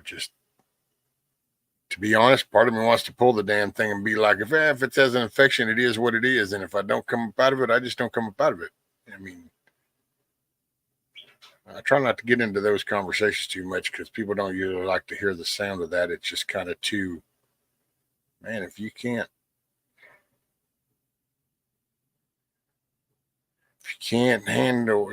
do it yourself, then I don't know. Clover is actually really good for you, especially if you're. Oh, I believe it. I ain't trying to say it's not. It's just rural here. You don't really, and then the access. It's a whole list of things. And I feel like if I say them out loud, then I'm making excuses, and it's just a way of life. In the jaw, there are hundreds of blood vessels and muscles. They get infection into the bloodstream and go septic. Teeth issues are no fucking joke.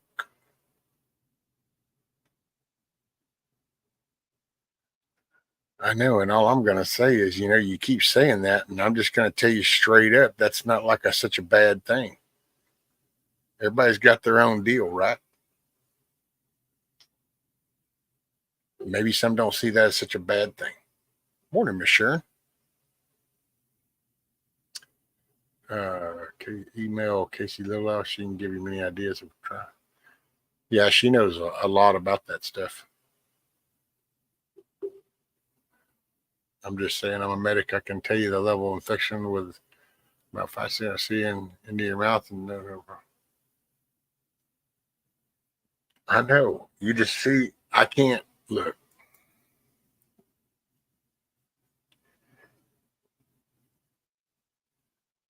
Look, I don't know.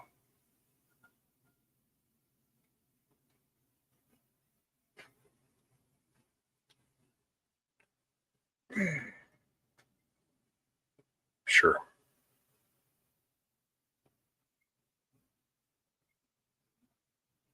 At the same time, I had a heart attack in January. So I done had 2 of those Blackbird. Actually, maybe 3. I don't know. I don't know. It's hard to say, and I ain't, if you pull it and if it gets infected, then you can go to the ER and get antibiotics. There you go, Hutch. See, I've been thinking about that.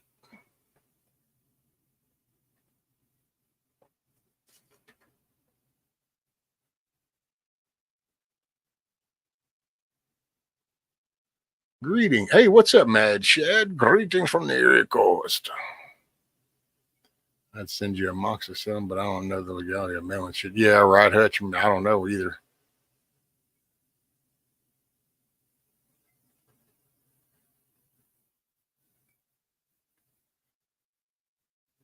Yeah, I don't know, man.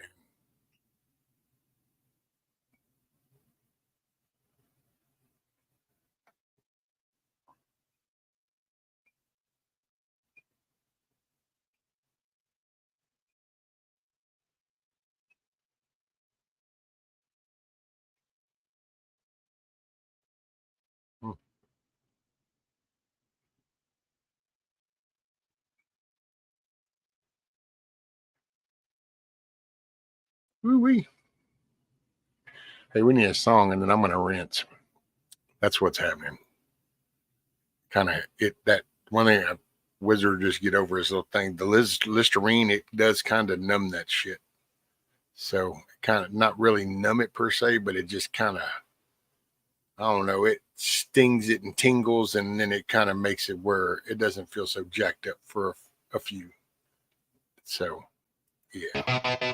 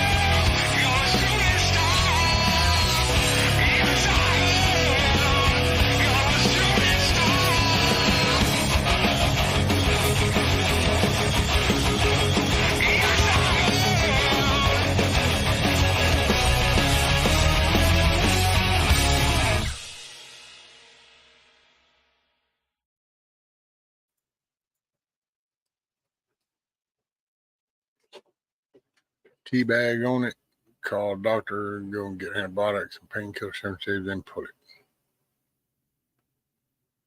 Recorded the video yesterday, so I'm going to get it posted this week. It's not right.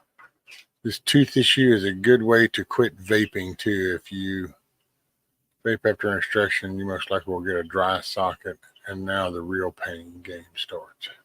I get what you're saying. Unfortunately, I've already navigated those waters, wizard, so not really ducking from the gunfire on that one. 1, 3 on this side were pulled. So I went the whole time with 3 empty sockets up there. And I learned how to vape and curl my tongue so that I didn't end up with a dry socket. Plus, I just don't vape very much. I only do it when I feel like it.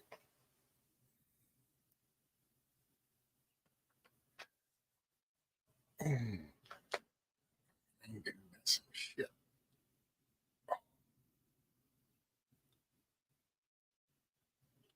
Here, one of those young men said that. Oh, thanks, Sure Bear. Oh, I appreciate it. I appreciate it. All the concern. It just, I don't know. I don't know, man. Interacting at people at this level, I haven't done this in so long. It's kind of out of the norm. So I don't really know how to communicate things.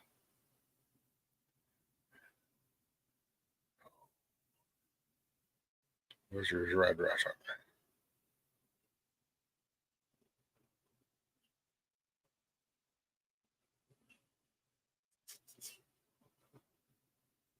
Stringing a doorknob, roll the dice. No, shoot, no, I got pliers, man.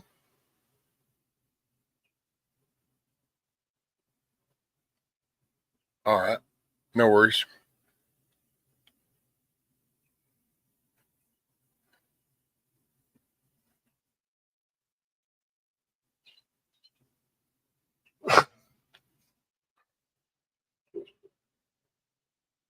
Dennis, it might be something about the way she sets hers up with the kid thing, kid friendly stuff. And so I don't.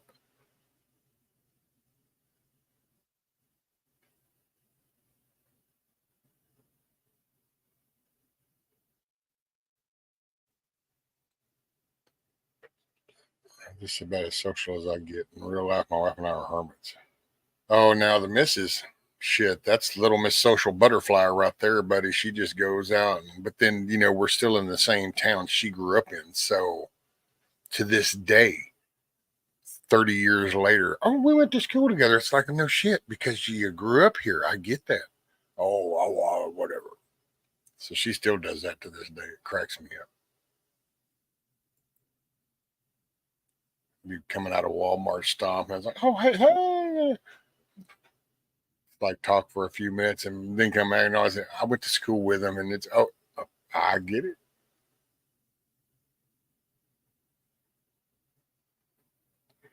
And what's funny? I used to think that, Rabbit. I used to talk about, man, you know what? All this toothbrushing, because see, I got my jaw cracked, so these teeth overlap a little. And I used to think it'd be something neat to get all a bunch of fake ones, and you could always take a rouge wheel and buff them up. You could always have pearly whites, man. You just pop them bad boys in. But then again, I've stripped a lot of wire and everything else. Opened my beer bottles. Things you're not supposed to do did.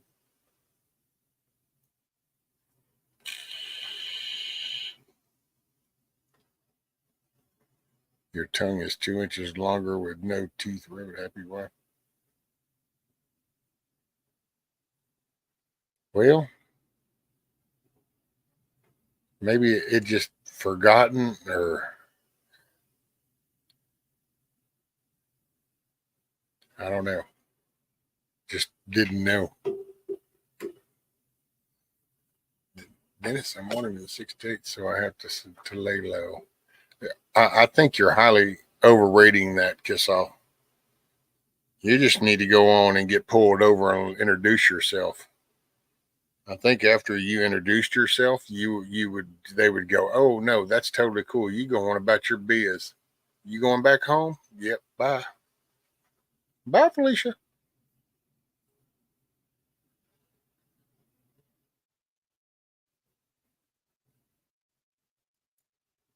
Yeah, if you set it for kids, it ain't going to let you do both.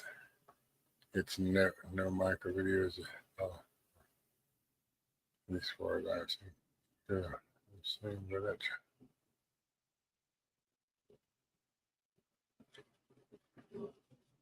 Wasn't born with long enough fangs, Tiger. Dental said, we can fix that, so that's why I want these short bastards out.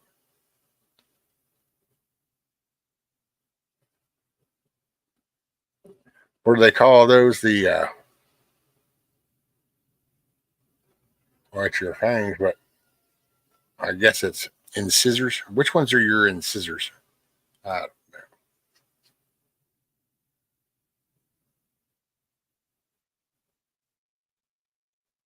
Gotta have that right look to be a tribal warlord. There you go. The canines.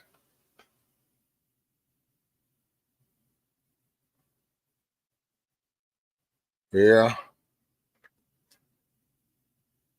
Things just ain't what they used to be.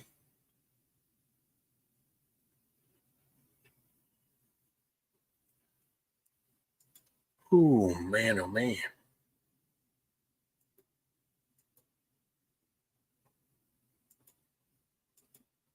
Click it. Click. That is kind of cool, man. Make StreamYards look different now. By the way, morning, Dennis. I don't know if I said morning to you.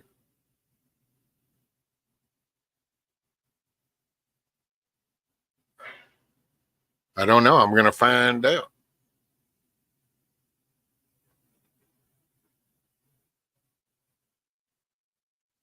I'm going to have dental implants / would like to have vampire face.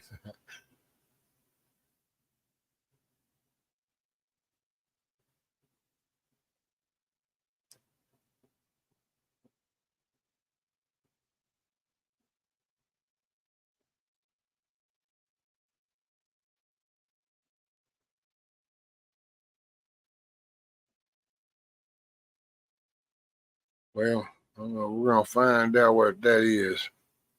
How much it's going to. And then hopefully once that's out, then to give it a day or two and I can at least enclose my teeth. I can chew with the front, damn it.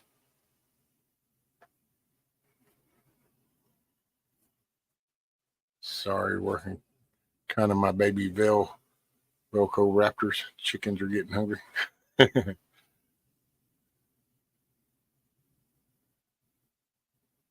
How about the cost of the controller? So, okay, so the dental implants, that's those things that they go and they screw those into your jawbone, right? Or you get like the dentures, which are then just the inserts that you then do the whole little polydent glue kind of to your gums. Is that what the differences are? You got implants or those screw-in kind of deals that they screw those ass into your damn jawbones.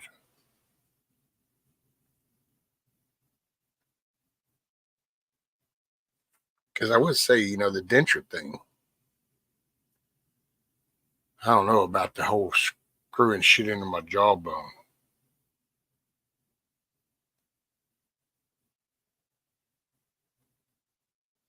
Yeah, see, I wouldn't want it. I wouldn't want nobody. I got enough titanium in my spine and shit. Hell, I don't need that shit screwed into my jaw. Damn, somebody will punch you with a magnet, man. They just hold up a damn block and then they go, "Don't make me," and you're like, "What? Don't make yourself hit me." What? I'm not gonna. I wouldn't choose to hit you. Yeah, you go watch this. Click the flip sword, become magnetic, and you get pulled to it. Wham! Punch yourself in the face because you got screwed in implants into your jawbone. You'd be like that old steel jaw guy in the James Bond movie. But then again, that used to be a movie character. Hell, now it's now you got rap stars with metal mouth. Yet 4 points of attachment. The fangs are not included because they are cosmetic. Now, what do you mean 4 points of attachment then? So they don't, like, it's not your individual teeth being mounted in there. It's still like a denture. It's just that it gets mounted into, screwed into there. Extraction and visit isn't. I wouldn't be surprised that the extraction and visit isn't 400 plus. Oh, you're not talking about me, wizard. I can tell you now, that shit won't be flying.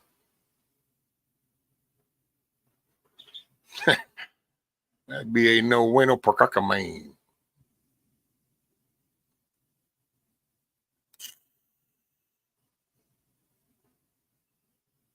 Hope this coming weekend is a lot better. Got bills to pay. Last bill didn't help any. Yeah, what's the man got going up? Some construction workers are protesting. They have a big blow up pig holding a construction worker by the neck and a bag of money in the other. So you're talking about a cop holding a construction worker and a bag of money in the other? What? What the hell? Bricklayer Union is protesting here.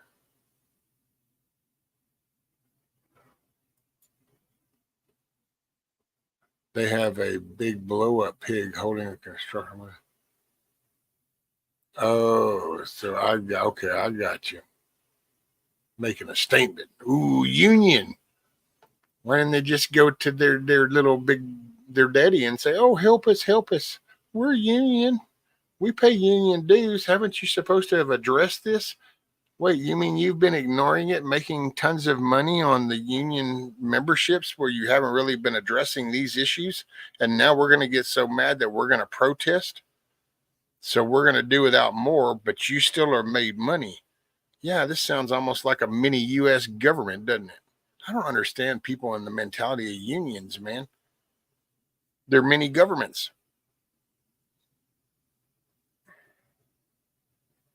What did Dennis say? Like a four-way plug, but some have 3 attachments.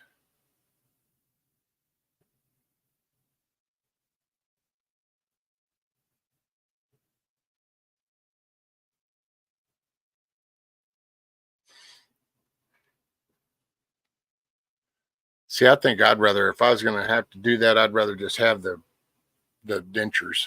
You know, you take them out, clean them up, make sure your gums are clean and brushed, and then you're ready to eat. Put your just.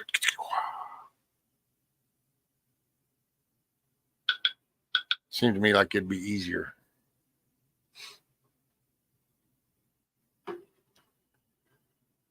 Yes, F the union. I know. I've never really understood that, man.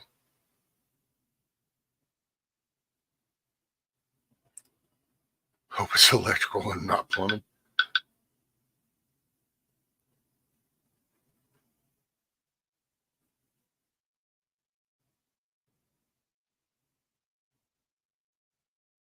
What? No, see. Well, that actually takes a while. So, see, I wish you'd talk to me, because I don't know. Won't be able to use that for probably the week. It takes a day or two for them to give the thumbs up, and then it takes another couple of days after I ask for it. There's nothing expedited about that process. But I do appreciate that. You shouldn't. Anthony, can't work with people that bitch about working too hard. Just saying, never been a slugger. I know. I'm telling you, the biggest ones for me are down here, are the ones that always complain about it being hot. And it's like, just because you say it's so hot, have you ever noticed it doesn't get any cooler? So why are you bitching about it so much? It's so hot. It's so hot. And it's like, and it's not getting any cooler every time you say it.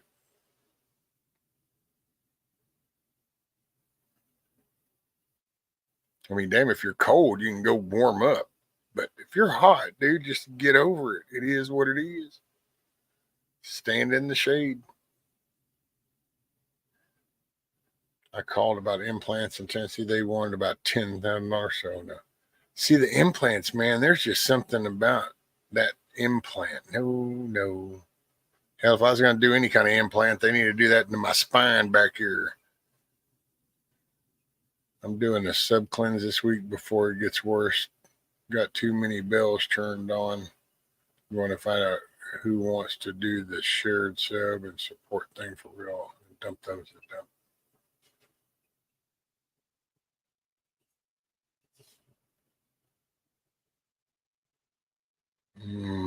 4 outs and 3 in.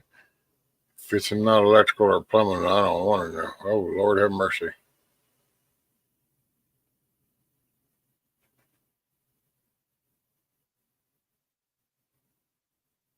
Hey, my skydive, I'm sorry. Morning.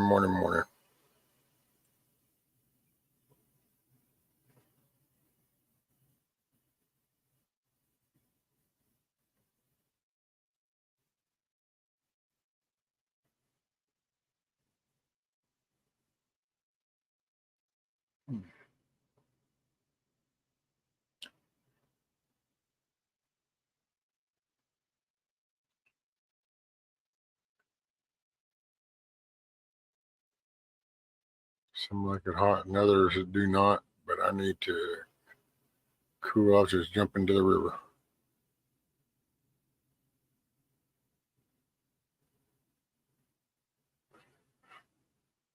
I think I'm going to grow soon. Do I need a clean and manageable child channel? Dennis, it depends on what you're trying to grow with. If you're trying to like grow a channel and monetize, do some, a sidekick type thing and make some money, then you probably got to listen to all that YouTube creator stuff and tips and tricks, and because that tells you kind of how to get into that. I really can't give you no solid advice on that. All I do is go click live and just, here's me, here's what it is. There you go.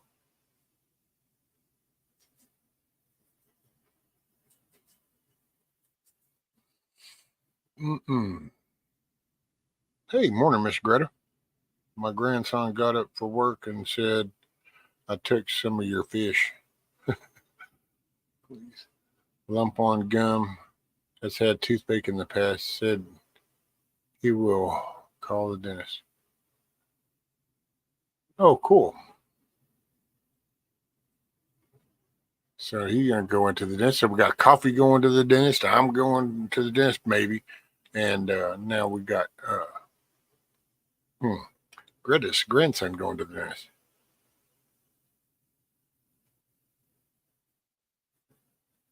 I have tomato plants growing in my greenhouse. I don't know what that's Ooh, oh, there you go, Rabbit. Hell yeah. I'm going to video a local creek and put it up as my first live stream. There you go, Eric. Rescue, have you called your local health department and see if they have dental? They can do sliding pay scale based on what you make. Local health department. We ain't got no local health department. We got the Texas Health Department. We got the, what do they call that? The MHMR, mental health, mental retardation or some shit. Rehabilitation, I mean. There's some kind of programs like that. I don't know. And then there's, I guess that's when you do that whole WIC thing or whatever it is, or I don't know.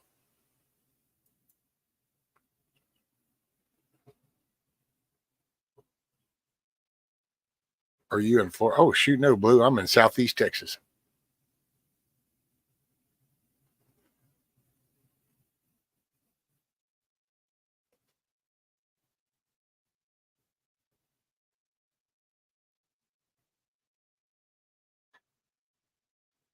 I'm going to the surgeon, total ankle replacement on the 7th. Oh, 6 weeks now. Oh, damn, my skydive.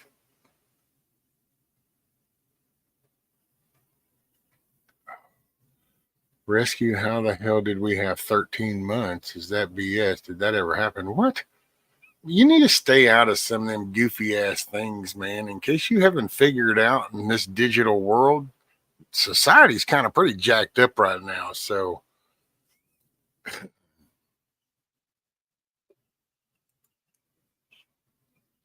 I'm just going to tell you, take a deep breath. Think about it when you were a kid. Life was not as polluted. So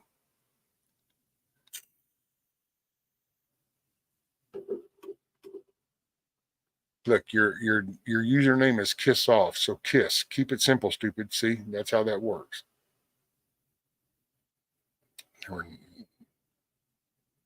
Lord have mercy. Oh, here, let me check my email.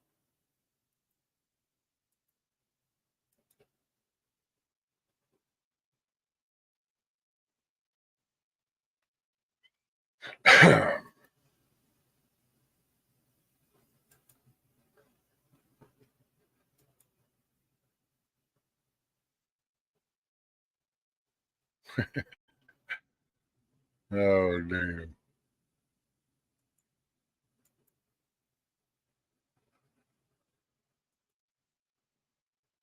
Where'd Matt go? Damn, did Matt leave? Oh, what do you say, Matt? Got a meeting? Damn, I was going to show his picture. This is the picture he was talking about.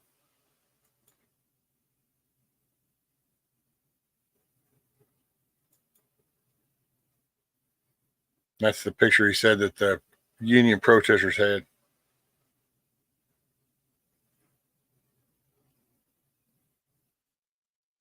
That's funny.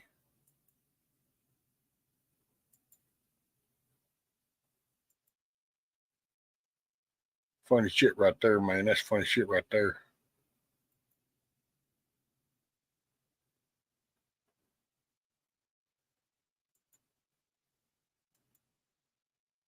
Hoorah, hoorah. All right. Everyone's to their phone. Hey, morning, Miss Nancy.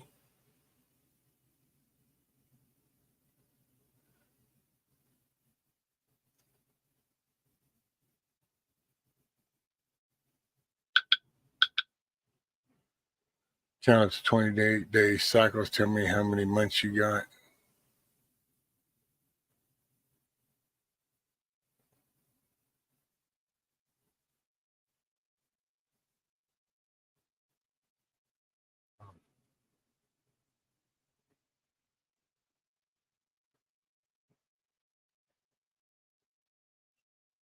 It's not Welfare Human Services, it's County Health Department.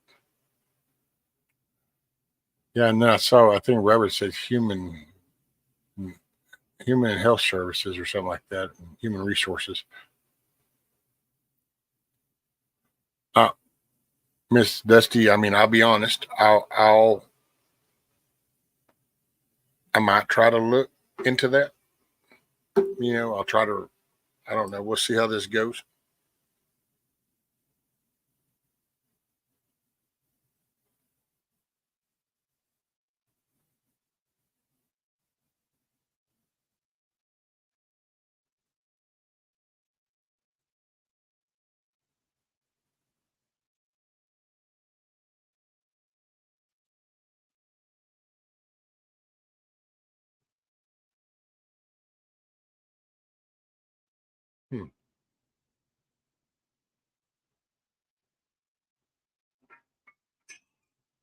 What?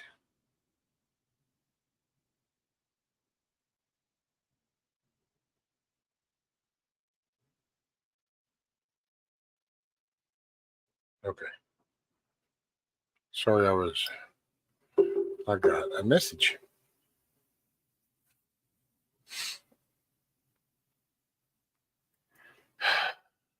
Man. Here's the link again, needymeds.org.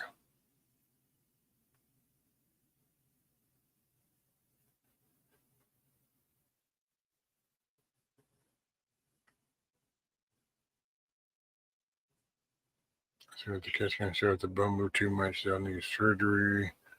Good luck. So I'm just catching up. Just around the corner from his place. Someone put the little girl's pink vanity with a mirror in the trash. And oh, there you go, Eric. I got some real work lined up, so it'll be a weekend thing, mostly for a bit, I hope. But we'll see. Cool, Dennis. Mm-mm-mm.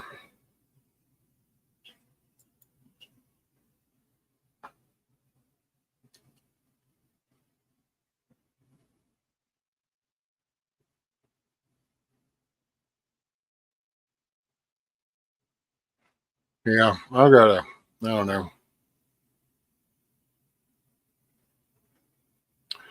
I'll see what this takes to take this one out. And then while this one's healing, I don't know. I guess I could always ask him how much it'd be cost for some kind of implants up here.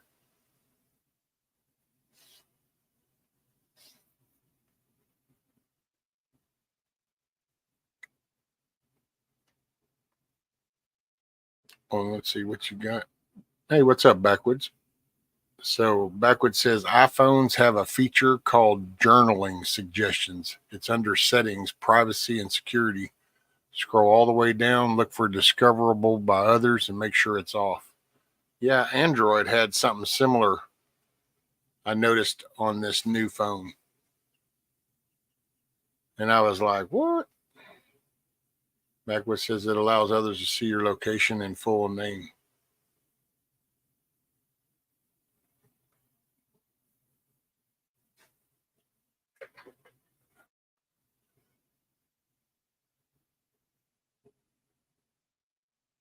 No, there's Hutch. What's up, man? What's up? The desk will probably know about available help. Yeah. I don't know. I ain't worried about signing up. I don't know. Hey, Monique, what's up, little maple leaf?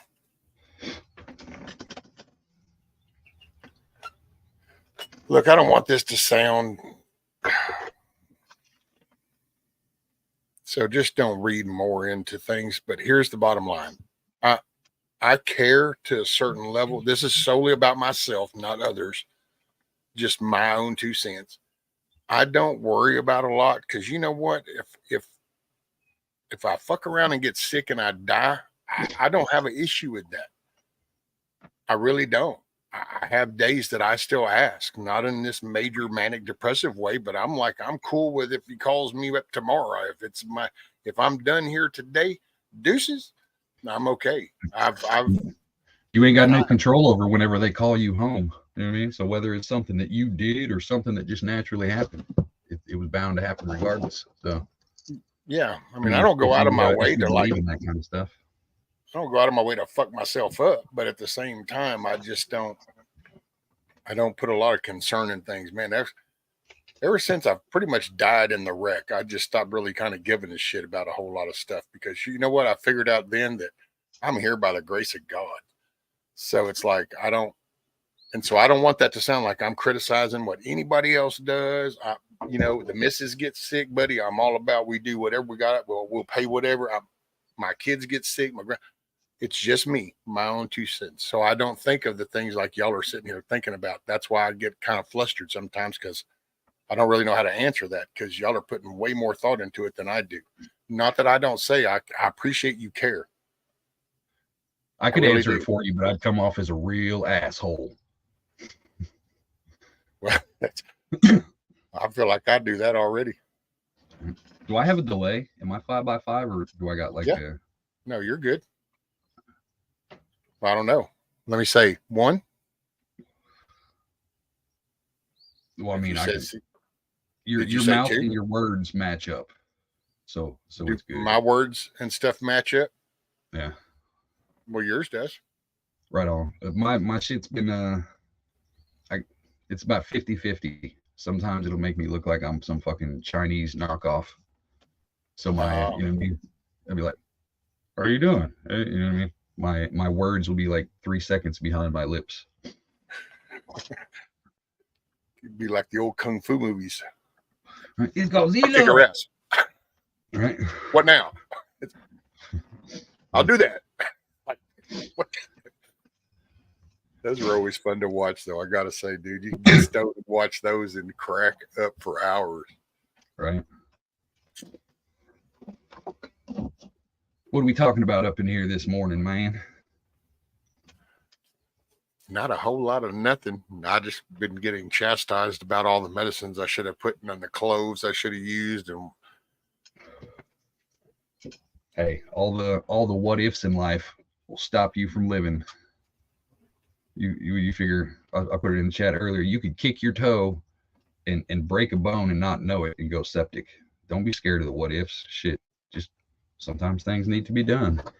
I got the same problem. My back tooth is broke right at the gum line, and then I've got a tooth over here that's broke right at the gum line. I was supposed to go have 2 teeth pulled, but they wanted $500 for that shit.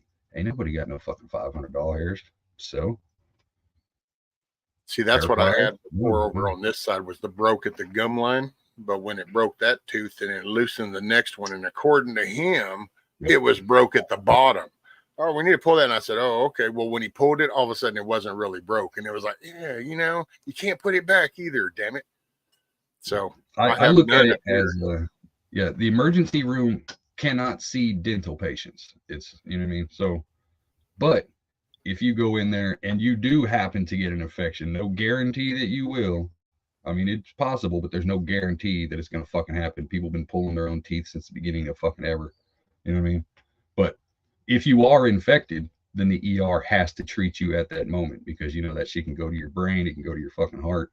You know what I mean? So there's always a backup. Back in the day, dude, we used to do teeth out of wood. Huh? It's like, oh, did you lose your teeth? Here, we're going to whittle you up some damn new ones. You want some oak? You want some maple? What you want, some pecan? But that's just my opinion. That's how I would do it. You know what I mean? Like, I agree with Backwoods. Like, I appreciate the knowledge and the ideas, but at the end of the day, you do what you feel you need to do for that moment. You know what I mean? Yeah. Shit, it's your pain. You fucking, you know what you can take and what you can't. You know what I mean? Well, and it's I appreciate suggestions, and they've helped along the way. Help like Bushido back in the day through some on the protein side, it started helping. So I'm okay with it, like Rabbit with the clove oil, but I only, it's not that I intentionally forget or that I don't care, so I don't remember. It's that I just really don't retain that kind of information. I am the duct tape guy. That gets to be a phrase, and I get it's a running joke, but I really am that guy. I'm a duct tape kind of guy. Shit. Or electrical tape, wrap enough around, call it a day, and just, I don't know, somewhere along the way, I just was taught that the more you think about shit hurting, it hurts. So just don't think about it. Out of sight, out of mind. Right. Yeah, the wait for a dentist is fucking ridiculous. Especially if you're in a small town, then you gotta, okay, I'll see you, schedule me 5 months down the road. And then, Well, that's why we'll find out this morning what happens, because it might not be no walk-in. Although the one that we're gonna call, he's the one that pulled these right here, and I personally, I don't know. I didn't want to ever go back to him because I thought I got the Earl Shide paint job, dude. You literally sit down in this chair, and I literally went from filling out a document, and then by the time I fill it in a hand and going, she goes, oh, okay, well, come here, come have a seat right here. And you're sitting here, and all of a sudden, here comes the x-ray thing. And you're just kind of like, oh, okay, yeah, so let's get you to sit right here. And then you get taken over, which, of course, I'm in a chair, so I'm getting wheeled over into the next stall. See, that was the thing. Maybe if you walk in, it doesn't feel so Earl Shide paint and body shopish. But in a chair, it was like, damn, man, I'm going in for a service call. It's like, okay, you're at the service desk. You've been checked in. All right, we're whipping you around for the oil lube change. Yep, you're all checked out. Now we're taking you in for service. And I'm supposed to get gassed. The dude's like, oh, well, here, let me poke this. And I'll go, well, I thought we were doing the gas. Yeah, hold on just a minute. Next thing I know, dude, homeboy's pulling teeth. And I'm like, well, then I'm sitting here with the teeth out. And it's like, we're having a gas. Oh, well, no, I mean, I'm done. And I'm like, dude. And I was so pissed off, dude. And then I've got no teeth up here anymore. I still feel weird to this day because the whole side of my cheek just feels weird now. Yeah. At least they didn't check your oil. That's always good. Yes. No, the minute I hear Ray text pop, buddy, it's on like don't. You better watch out. You might feel a slight pinch. I turned to the left and coughed once, and that's all that's happening. There are, I know they've got the emergency clinics, but those are a good choice. But at the end of the day, if you ain't got no fucking cash, then it's just as useless as setting up a doctor's appointment. You know what I mean? Right. Look, there's an urgent doc. Oh, wow. Yeah, they want $550 to do that. Oh, okay. Right. That ain't happening.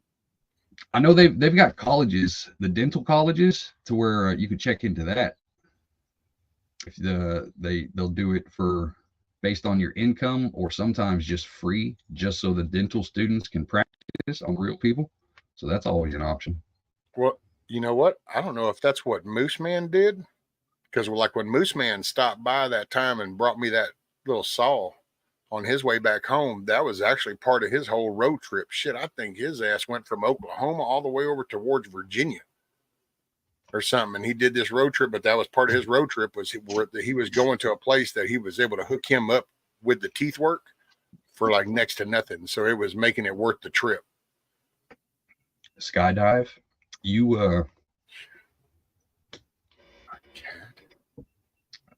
no. I'm sorry, ma'am. I would have just shot the cat. Real shit. $2,300 on a cat bill for its teeth. No, that's that cat is now compost. Sorry about your luck, bro. So is that because the cat was biting? So you had the fangs pulled so it wouldn't bite, or was it because it had cavities? I mean, I guess I've heard of people spending some batshit crazy money on different stuff, but I've not on teeth pulled out of a cat. I've heard of them getting their declawed. I'm not spending $2,300 on myself. My shit. Somebody in the house would shoot me for that much fucking money. Shit. No, she had cremations over $900. Shit. It was a defect. I just, man, $2,300. Okay, my response is not directly, so I don't mean this in an insultive way, but I see my brain, I can connect that monetary value with an animal. Unless you're like buying the cow and you're fixing to have steaks for the month. You know, I just can't. And I don't mean that. It's like pets.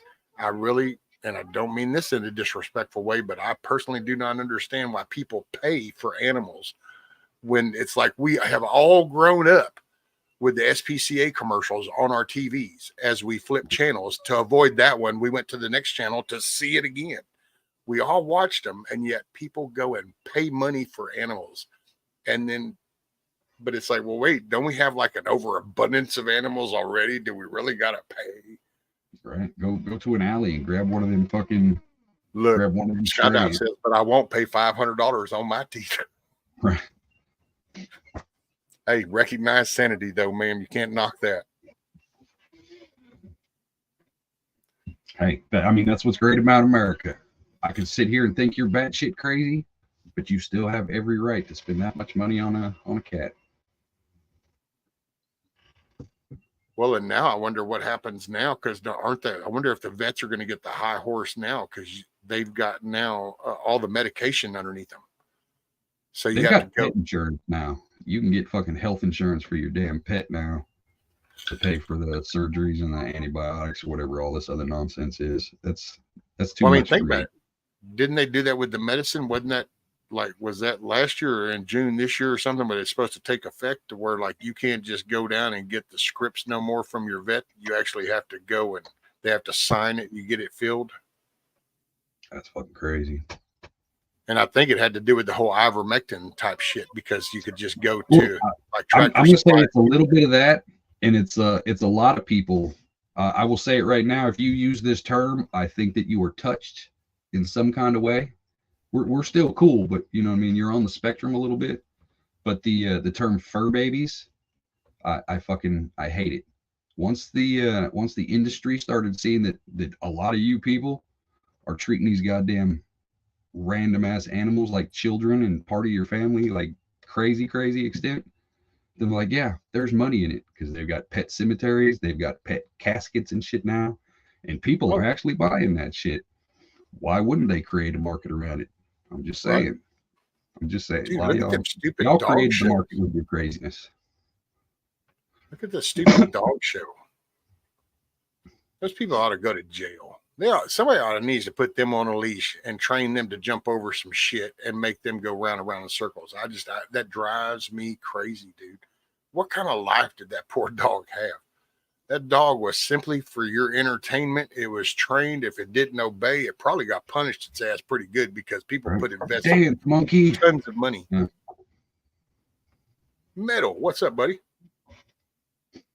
Yeah, all my pets that get cemeteried end up in the flower bed somehow, and we got some pretty ass tulips. Well, this is true, Huckleberry. Oh, was that on Twitter? I saw some story, dude. There was a dude that got shot because he was out identifying as a deer. So he literally had these little fur pants and shit on and these little retarded looking shoes. And then he painted his whole upper half in brown with white spots and shit. He did this little nose makeup. He did the antler deal, and he went walking through the woods. And apparently, they're shocked he got shot. It's like, first off, even if nobody thought that dude was a deer, they would have shot him going, holy shit, it's like some kind of windy goon or something. It's like, that's one of those skinwalker in my yard. I'm shooting that shit, dude. Shit, I see somebody walking around painted up all brown with spots and horns and shit. I'm shooting. I'm busting out the 12 gauge. Like, no. What is that? What is that? That's one of the main reasons I haven't dressed up to scare the tourists around the lake yet, because I'm figuring at least one of them sons of bitches is gonna be carrying a sidearm, and they're gonna freak out and start shooting at me. What is that? Is that Bigfoot? Right. Be like, what was that? An acorn? Right. I'm just down here trying to create a cryptid for our lake. You know what I mean? Trying to get some legends made, and next thing I know, I end up getting shot in the fucking spleen or something. By the way, I need to get into this video editing because the one that's been driving me, I think the one that's going to push me. Oh man, I just hit that mofo. Oh, I got a question while you brought that up. Anybody, I know there's creators in the chat. Anybody who does any kind of fancy editing or some shit, I need an app. Real shit. If anybody can email this to me, I would appreciate it. I need a clear shot of Backwoods and Prepper Nation's face, but I need it just the face, and Backwoods has got the beard, so I need the outline of that. But I need just the faces on one of those white and gray checkered backgrounds. You know what I mean? So I can move the picture and it's just the face. I'm just saying. I've got everything lined up that I want to use. I just don't have the app or whatever I can use to get clean faces. I can do squares and shit, but real talk, I'm better than that. You know what I mean? I don't want to put out trash content after I've already put out some good shit. It's going backwards. So I can't use just squares. What's up, Met Fury? Morning. Well, Mayhem, if you were listening, Mayhem, there you go.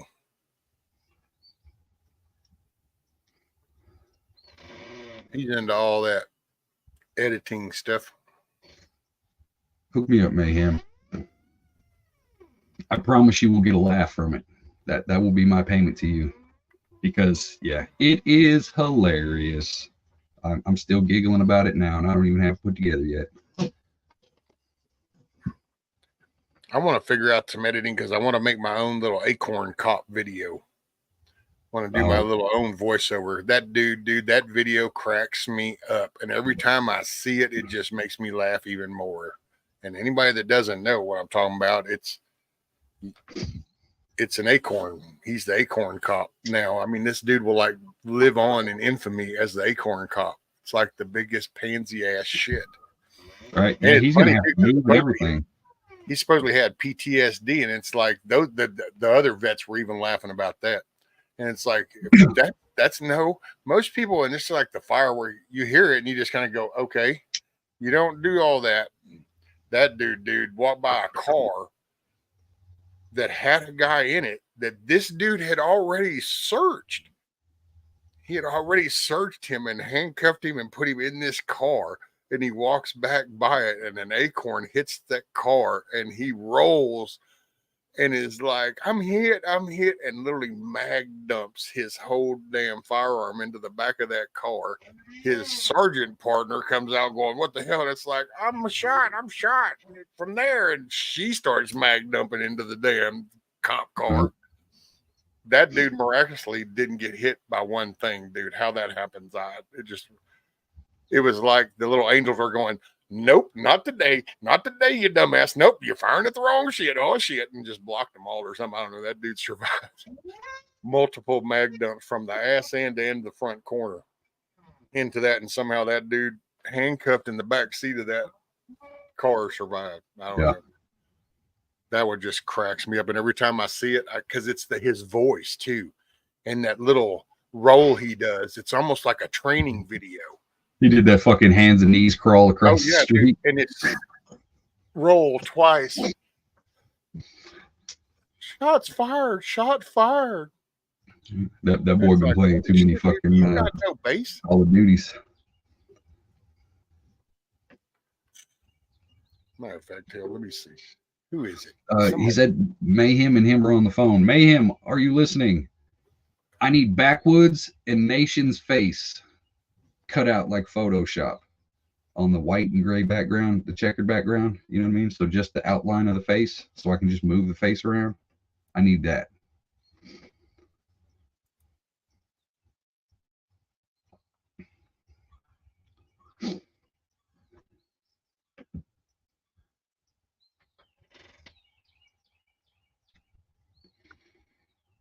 Okay.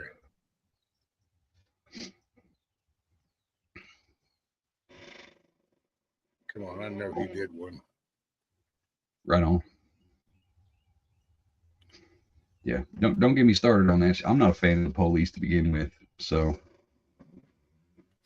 that's one of those things to where that cop, he's already retired, but there's nowhere on this country that he can go to where that's not going to follow him for the rest of his fucking life. Oh no! Well, see, and that's man. He was supposedly a vet, PTSD. I mean, he'll never live that down.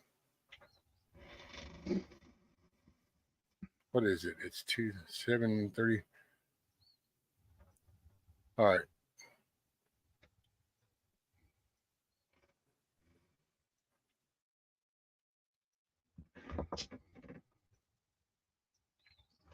Here, we'll watch the first few minutes of this. The whole thing's only 10 minutes long. And this dude is funny as shit. This is Angry Cops. If anybody's ever heard of his channel, Angry Cop. He comes from the cop perspective, but he's really a vet. So most of his shit, he comes from Afghanistan time frame and during that. And most of the stuff is from the vet perspective, not the cop one, and the drill sergeant perspective. But somehow Angry Cop, I guess, when he first started, must have been in his cop mentality. But he's funny as shit. I got to say, I love his little personalities. This is the Acorn Cop incident. It's weirder than you thought.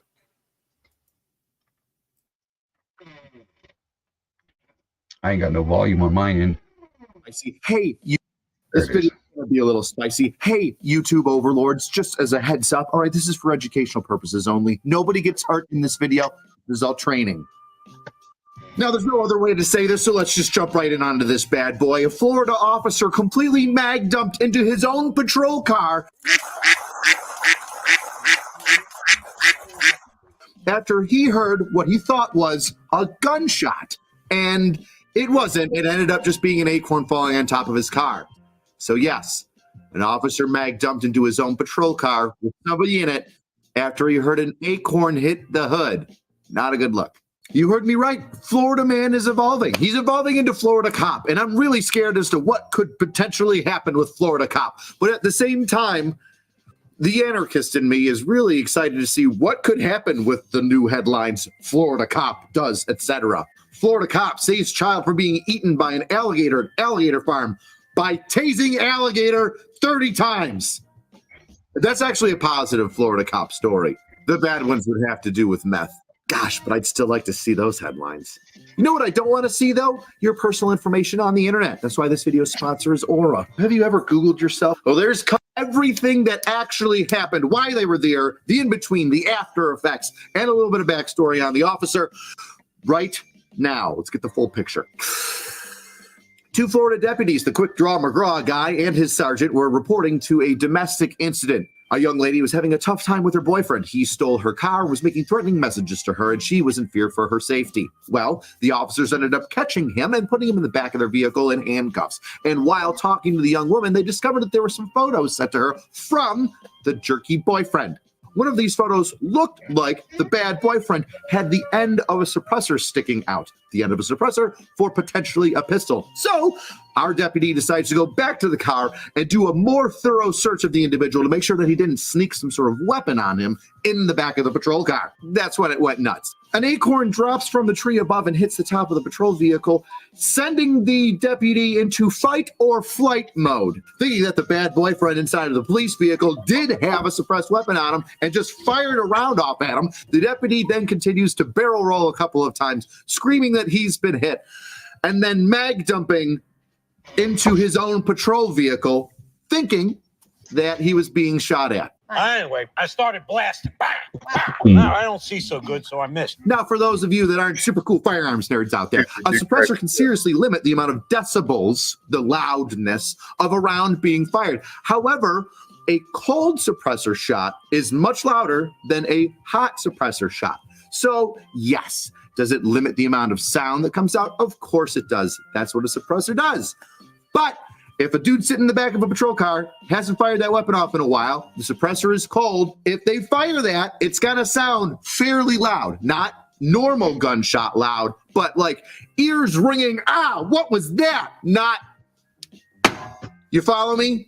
A significant pow, not a, I'm sure Garand Thumb and Demolition Ranch have done a video on it. Now, unfortunately, after the acorn heard round the world, the officer does his barrel rolls, empties the mag dumps, but also says that he's shot, which he is not. Right. I'm hit.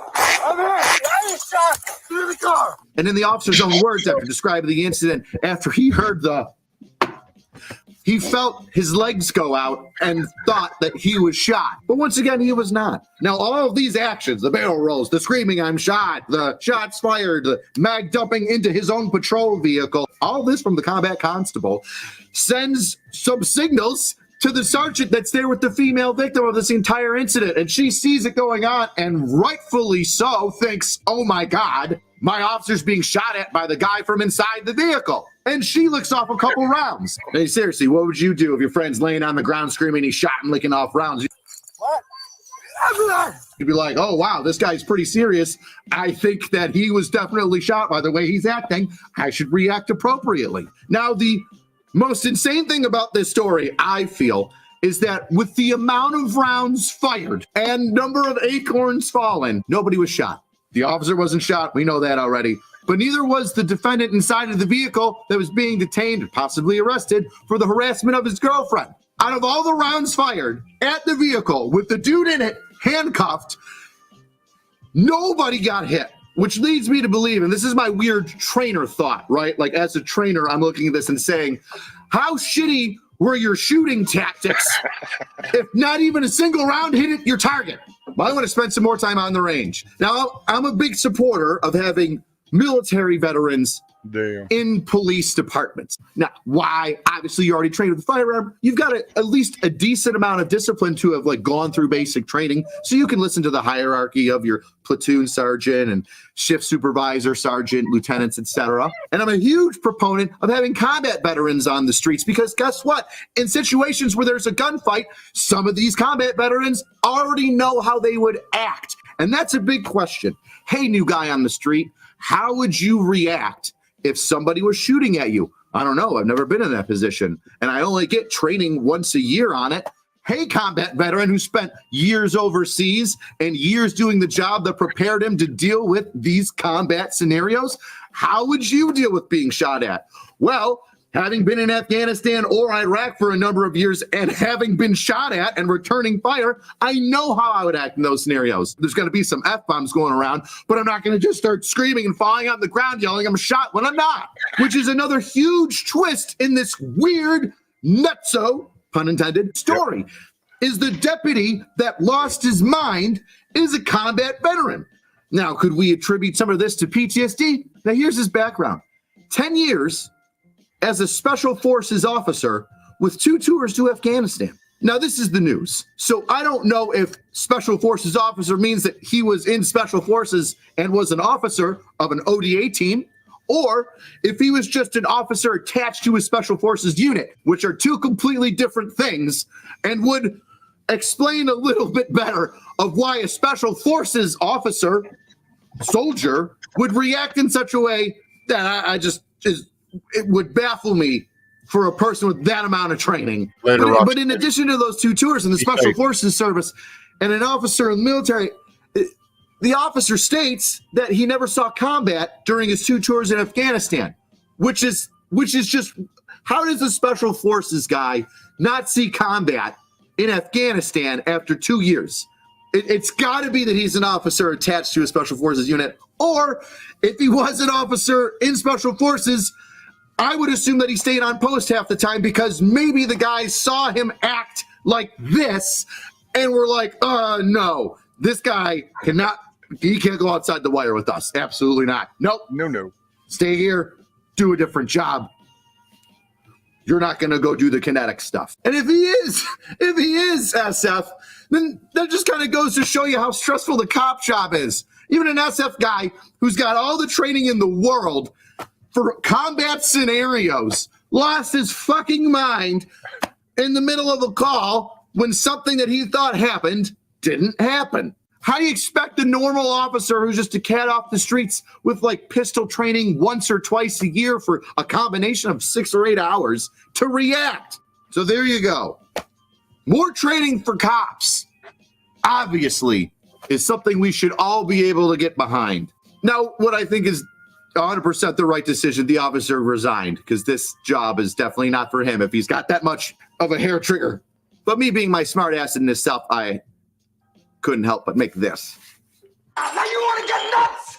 Come on, let's get nuts. And you can pick up this shirt and a whole bunch of other shirts at angry-cops.com. I've got new Marine ones, Lance Corporal Underground. Some of you guys wanted a shirt, so I doodled one up. Yeah, there's a dead hooker in it. You're welcome. And I know you like crayons, so I made this one too. All right, angry-cops.com. All the links, all the stuff, all the merch. It even has a link to my live streaming, which I'll probably be talking about this later on this week. Okay, carry on.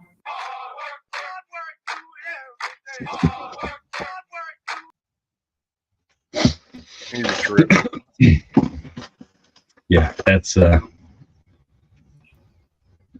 one of those things to where if we heard in like 2 or 3 months that this man happened to unalive himself, nobody would be surprised.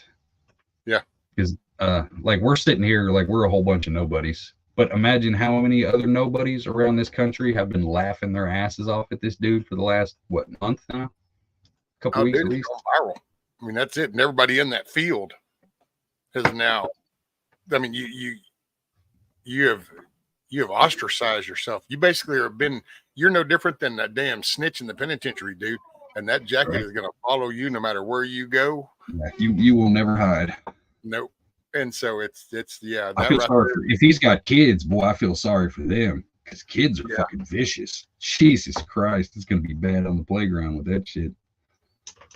Dude, I just, the mag dump was one thing, but just the whole verbal and the actions, it's like the double role. It's like, I don't understand. That's why I'm with homeboy. It's like, especially when you heard about the background and it's like, I'm sorry, wait, 2 tours? Yeah. And you heard something go pow. That's where you stepped on a damn rock and shit blew up. And that's what just tripped you out. See, I will say in his defense, we have oak trees right over the house, and in the fall, we'll have a fucking acorn hit the roof, and it's as loud as a goddamn shotgun blast. Like real shit. It's loud as fuck. It'll scare the fuck out of you. But you just, I understand that, but in his situation, at least I'd like to think it, yeah, you've already searched him once. Handcuffed him. You're looking at him. You don't see any glass break. So how is he shooting at you from the inside if you've got no glass shrapnel? You know what I mean? Like I don't know. Yeah, it blew my mind, dude. I don't. And you notice whenever they were shooting, the reason that dude didn't get shot is because every shot he fired was from the emblem up into the fucking windows. So I'm surprised he didn't murder some little kid in one of them little cul-de-sac houses across the street. You know what I mean? He got lucky as fuck. Coming back down. It's funny now, but all those shots that he shot through that back window ended up going through the front window or the side window into those other houses just sitting right there. Ain't nobody talked about that yet. That'd be a good story to hear, is how many houses actually got peppered with fucking overshot. Because that could have turned from a funny story into a fucking burn the police station down story real quick. You know what I mean? Oh yeah. Well, that's that dude. One thing about it, so that dude that apparently got rough with his girlfriend, he fixing to be wealthy. He ain't gonna be working for the rest of his life. So that young person will probably be setting the prime she'll example. Be back to it. She'll be like, shit, I'll take the phone abuse. I know you're about to get that $1 million check. Shit. Yeah, you fixing to get paid by Florida, man. Yeah, we good. Right? Yeah. Did you want to slap me again? Go ahead. What up, Mom needs to get you, by the way. Did you want to slap me on this side? Right. But the sad thing is, that's just one of a million stories that happen every year. You know what I mean? With overzealous fucking tax collectors. You know what I mean? Tyrants. Well, it's overall. Me and her were talking about, because down here they had that vigil for the Audrey girl. Because since the river's right by us, and it's. Right. And I told her, I avoid those things, so I try not to sound so desensitized, but you just kind of want to go ask people. It's like, so this one mattered, because you realize that this happens every 5 minutes in this country.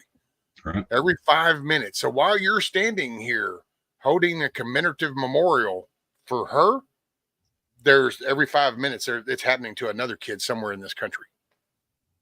That's proven statistics. So it's like, at some point, when do you really go, do you really give a shit? Right. I don't know. Savage, I wouldn't say they kill somebody every day, but my stance is it just because, even if you take it down lower, killing somebody, that sucks, obviously, but even just getting shot, you know what I mean, getting slammed into your car, getting your nose broke, getting paralyzed, you know what I mean?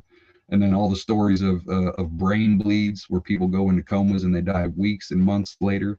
You know what I mean? None of those ever get attributed to police shootings. You know what I mean? So it's everything. It's everything. Yep. Hey, morning, Pure Blood. Yes, STP, Uvalde. I will say I'll give that town credit though, because that town that didn't get it nationwide. Yeah, it got swept under, but I'll give that town credit. They weren't letting it get swept under. They fired every damn one of them, and want to try to see whatever can be done, get it done. So that was, man. But see, some of this is, I think, staged, intentional. I think there's only like 5 states that do not have qualified immunity for police. I think that's a lot of what that shit is. That thin blue line, the blue brotherhood. It's a fucking gang, is what it is, and they're designed to stick up for each other, even if they do wrong. Well, it's the gang thing. It's no different than the gangs when you kind of go back through the history with New York. We brought the law and order. And actually, you can go read the stories in it. Like, it wasn't that way. You would have sheriffs against another sheriff down here. So it wasn't like it was the cities. And it was that borough gang mentality that then became cops that then started taking that, okay, well, this is our team. And then all of a sudden that city cop has that. That's why, and I'm a supporter of law enforcement that actually does their constitutional job, not just wears a title. It's like, I think it's a necessary evil. Never been in the army. Yeah. It's a necessary evil, but it's an overabundance of unnecessary evil. What's an infection of the cities? This is another metropolitan problem. It's because it's just like when you think of the terms, you have most of these incidences are inner city cops, which are hired guns, where counties and rural areas with deputies and sheriffs, you don't hear as much because that's the elected official. So this is the dude who has to answer up to the people he goes by their mailboxes. These are the people that put him in. These right here, they don't give a shit about all these fucking mailboxes. As long as that dude up on that floor of that thing right there says it's good, nobody else in that city matters. When you really break down the concept, you know, if that mayor is the dude who controls hiring the police force in that city, then in all honesty, they don't give a shit about nobody but him. He is the guy that writes the check. And that shit needs to go away. I don't know how that goes away, but that needs to go away. People should have to vote for some kind of law enforcement manager, police chief. Hell, just let them elect their damn police chief. Something. Yeah, that way they become accountable for something. But right now in cities, and that's what gives everything a bad name, you know, because those city cops are hired guns. I'll straight up say it. And they turn to God. I've never really. Glorified tax collectors. That's all they are. Hey, you went 3 miles over the speed limit. We have the right to shoot and kill you because we felt threatened for our safety, even though all you literally did was go 3 miles over the speed limit. And I didn't like your attitude when I pulled you over. So I have the right to literally fucking kill you. That's too much. It's too much. I take it this is something you've seen lately. I hadn't heard that one, just speeding and getting shot while you're speeding. Just life in general, you know what I mean? Life experiences, and then all the videos I've been watching lately. You see all the little shit that they can get away with for the sake of their safety, you know what I mean? So it's kind of like back to blue until it happens to you. If you've never been hit by a fucking mag light laying in the middle of the road in fucking December in a wife beater, then of course you're not going to understand how somebody would not like the profession of police. You know what I mean? Like all the little shit. You know what I mean?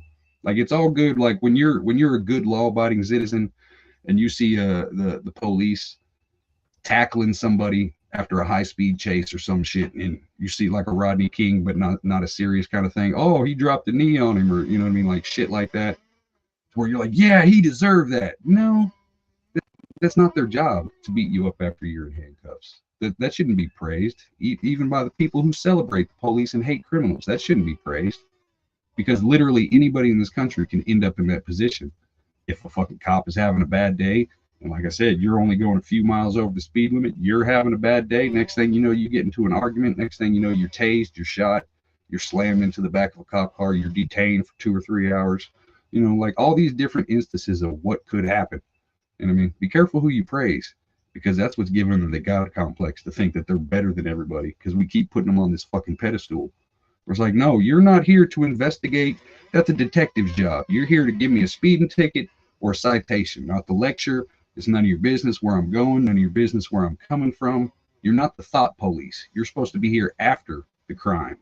You can't prevent crime, because that would make you the thought police. You know what I mean? Obviously, there's instances where they can step in, try to cool the situation down. But at the end of the day, it's none of their fucking business.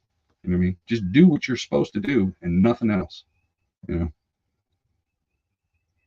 It's society. I mean, that's what I put it on. It's society, because it's like you can go, the cops exercising this too much, being rough on this person, and you go, oh, yep, okay. And then you can go, well, wait a minute. Aren't the politicians pretty much leaving the border wide open, which are causing all this in the towns? Well, yeah. Well, wait a minute. Didn't the doctors like lie to us about this vaccination shit and basically kill like 1 million people or something? Well, yeah. Well, hold on. Didn't Jeffrey Epstein have some kind of island where like he was like harming like hundreds of thousands of kids? Well, yeah. So you kind of go, looks like society is fucked up. Well, I'll even take it down to the minor incident. I've had this happen 10,000 fucking times. I know a lot of y'all in the chat have too.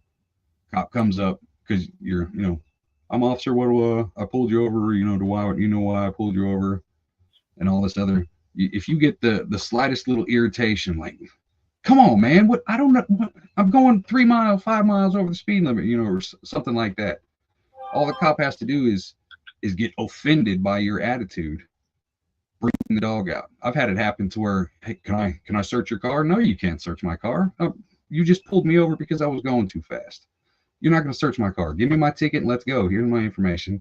Oh, why don't you want the dog on you? Next thing you know, you're sitting there for 45 minutes and the dog is scratching the shit out of your fucking car. And you can't do shit about it. And all they have to do is, these dogs are trained. So if you do something, you put your finger down in a certain way, or you stop the dog, even if you don't do it. Oh, the dog alerted on here. You'll never be able to prove that. You know what I mean? It's always going to be your word against theirs.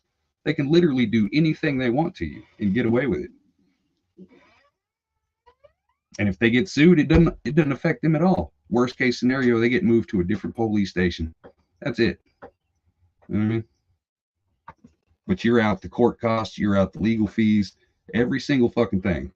Even if you win and get a lawsuit, those cops don't have to pay shit. It comes from the city. It comes from the insurance companies. There's no accountability. That's qualified immunity, man. It's fucking killing this country.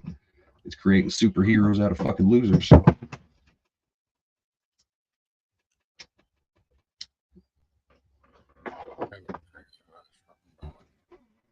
And I'll say, like, my oldest brother, he married into a cop family. Dad was a detective. Get feeling better, ladies. So, there are some cops that I would gladly sit down and smoke some pots with. They're cool people. But at the end of the day, their profession, it's just like pharmaceutical companies. I think it needs to go. It's too big, it's too corrupted, and there's no accountability.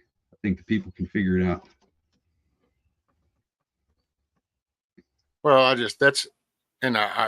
know what I say, because I always ruffle the feathers. See, because it's like, for me, it just depends on where you live, and it depends on what your area is. So that's why I just don't like the cops thing, because I think it's a generalization. It's like almost like, saying every dude with a gray hair beard is an ass because, well, my neighbor right here screams at me all the time and he has gray hair in his beard. So I'm just going to say every fucking guy. And when I went to the store, the dude down at the store, well, he's got gray in his beard and he's a dick too. So then fuck it, and I'm not, I'm just saying this is me. So that's why I've really tried to, I used to be kind of just casual because I kind of took it for granted that it was like everybody knew you're only talking about yours, because I don't know about yours. I only know about mine, Right.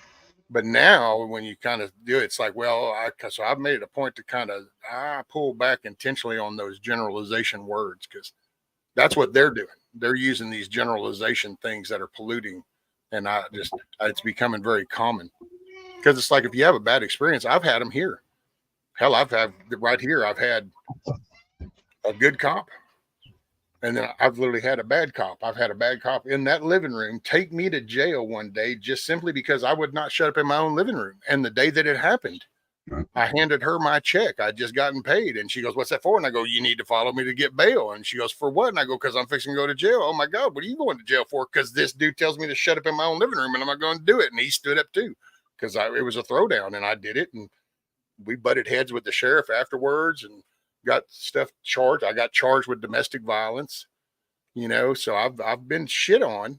But then I've also, when I had cruelty to animal, because I popped the dude's dog in the ass with a pellet gun, I've had that deputy flat out pull up going, "I don't want to be here, but he called in, and once you get the call, I've got to come check." So, and I go, "Oh no, I did. And here's the pellet gun I used to pop the dog in."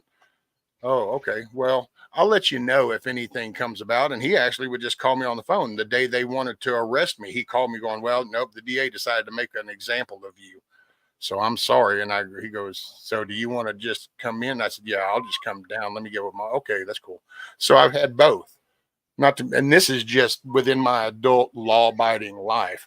I have my whole prison history of 2 times, did the wild biker thug thing. So I got the extreme bad. Those are my examples for my law abiding life, raising my kids. Here's where I'm at. But I just have the deputy when this neighbor, I think I even told y'all about it the day after, the neighbor out here started mouthing some shit, accused him and telling me how Rudy in his yard. And I said, no, he didn't. Then he proceeds to make some comment. Then he called the law on me and said I was threatening him. Well, this deputy come, I got the little thumb in the vest, Mr. Smartass. And I said, first off, dude, here's what I'm going to tell you. I got cameras right here. It's 360 degrees. Everything is on 1080p. So I don't give a shit what he's got to say. I don't care what you think. There is video proof. Oh, well, then can I come see it? Nope. I don't want you in my house. Well, do you have a tablet or laptop? Yep. Well, can't you bring it out here? Nope. He said, well, put it on a flash drive. Give me the flash drive and I will. Well, you don't have a flash drive? Yeah, I do. And I'll tell you, like I told him when they wanted something about the crack house, you give me the flash. That's not my job. Right. I said, do you want to take me to jail, dude? Here's where I'm at. I got a dog right here. So I either need to call my old lady and tell her and get somebody to come check on the dog. Is that what you want to do? Well, no. And I go, then just, can you fucking leave? And he left. So that's when you get those, why don't you just comply? Because my rights are my rights, regardless of how small you think they are. That's my fucking freedom right there. And I don't want to give up an inch of it. And I shouldn't get criticized for not wanting to, just for the sake of complying. No. Well, and you've got to choose it as you do it, man. In all honesty, I guess I don't know. I say that. I'm not no educator or teacher. I guess what I picked up was, because I went to the penitentiary twice. So I literally went, got out. Wait, what the fuck just happened? So I kind of processed things in a way. So I pretty much, when I got out, I just started carrying myself in a way. And I would point it out. It's hard to explain overall because it's just kind of an overall take on things. But it's like I watch the words that I use, the tone that I'm using, and then I call them out the minute that they go to escalate or change that tone. So I try to keep them in check, while I keep myself in check. Sometimes it works. Like the day that dude, he got invited in, he was sitting here, we were having a conversation until all of a sudden he wanted to like dominate the conversation.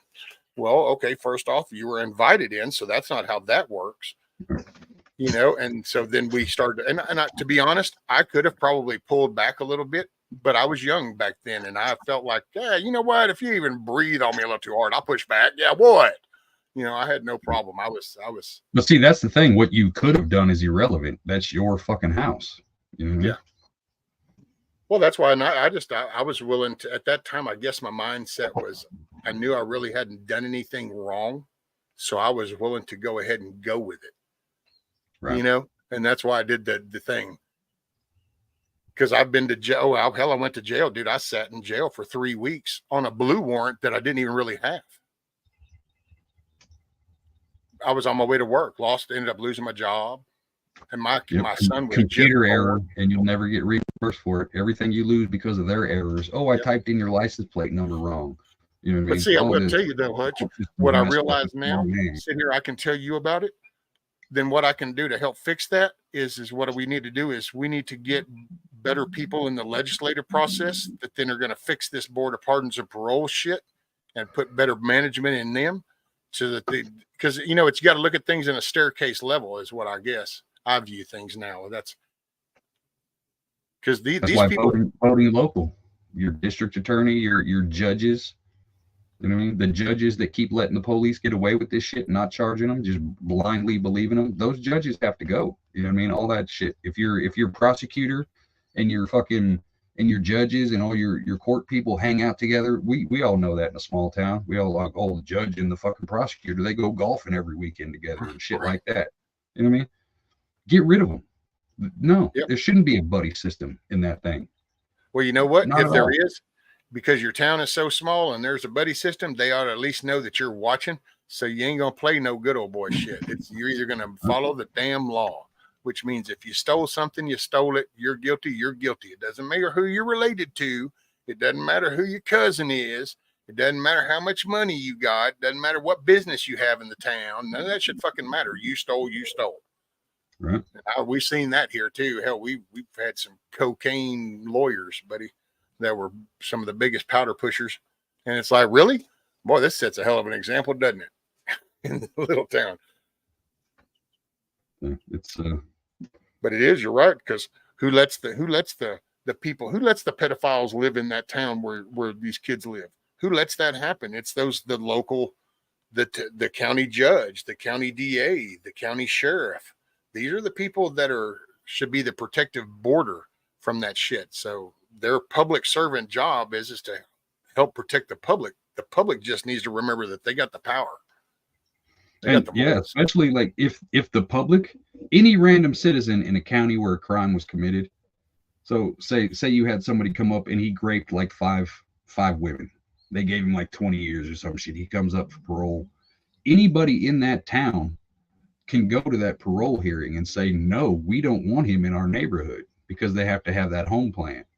If his home plan's in your neighborhood, that whole neighborhood needs to go up there and say, no, we don't want him here. That's how you change that kind of shit, by actually speaking up as a community and saying, no, we as a whole are not going to take this fucking shit. Morning, A to Z. Morning, Tiger. But that's the thing. It's got to be that community. You know what I mean?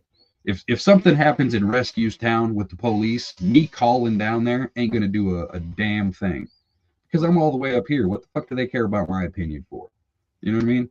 It's got to be the actual people that's affected by that shit, but nobody wants to get up and fucking do it. Well, and that's something were to go down like that. The best thing for me to do is to start talking to my neighbors, and not so much in an aggressive way, because you got to just let facts speak for themselves. That's how, to me, I think you really can get people to get it. Is you got to pick this little group of facts. Here you go. Oh, you're one of those deeper thinkers. Well, then, okay, I'm going to give you this group of facts, and then you can dig in. You start hollering, because, just like if you started calling, I can't believe you did that. It wouldn't matter. The minute that it's like, are you a constituent here? Because see, it's like, think about it. We even say it too, public servant, you work for us, we the people, but people really lose sight of the actual underlying power to that phrase. All that stems from, that's the real shit. They try to convince you that your voice really doesn't matter, and they're trying to steal and shift things to where it won't matter.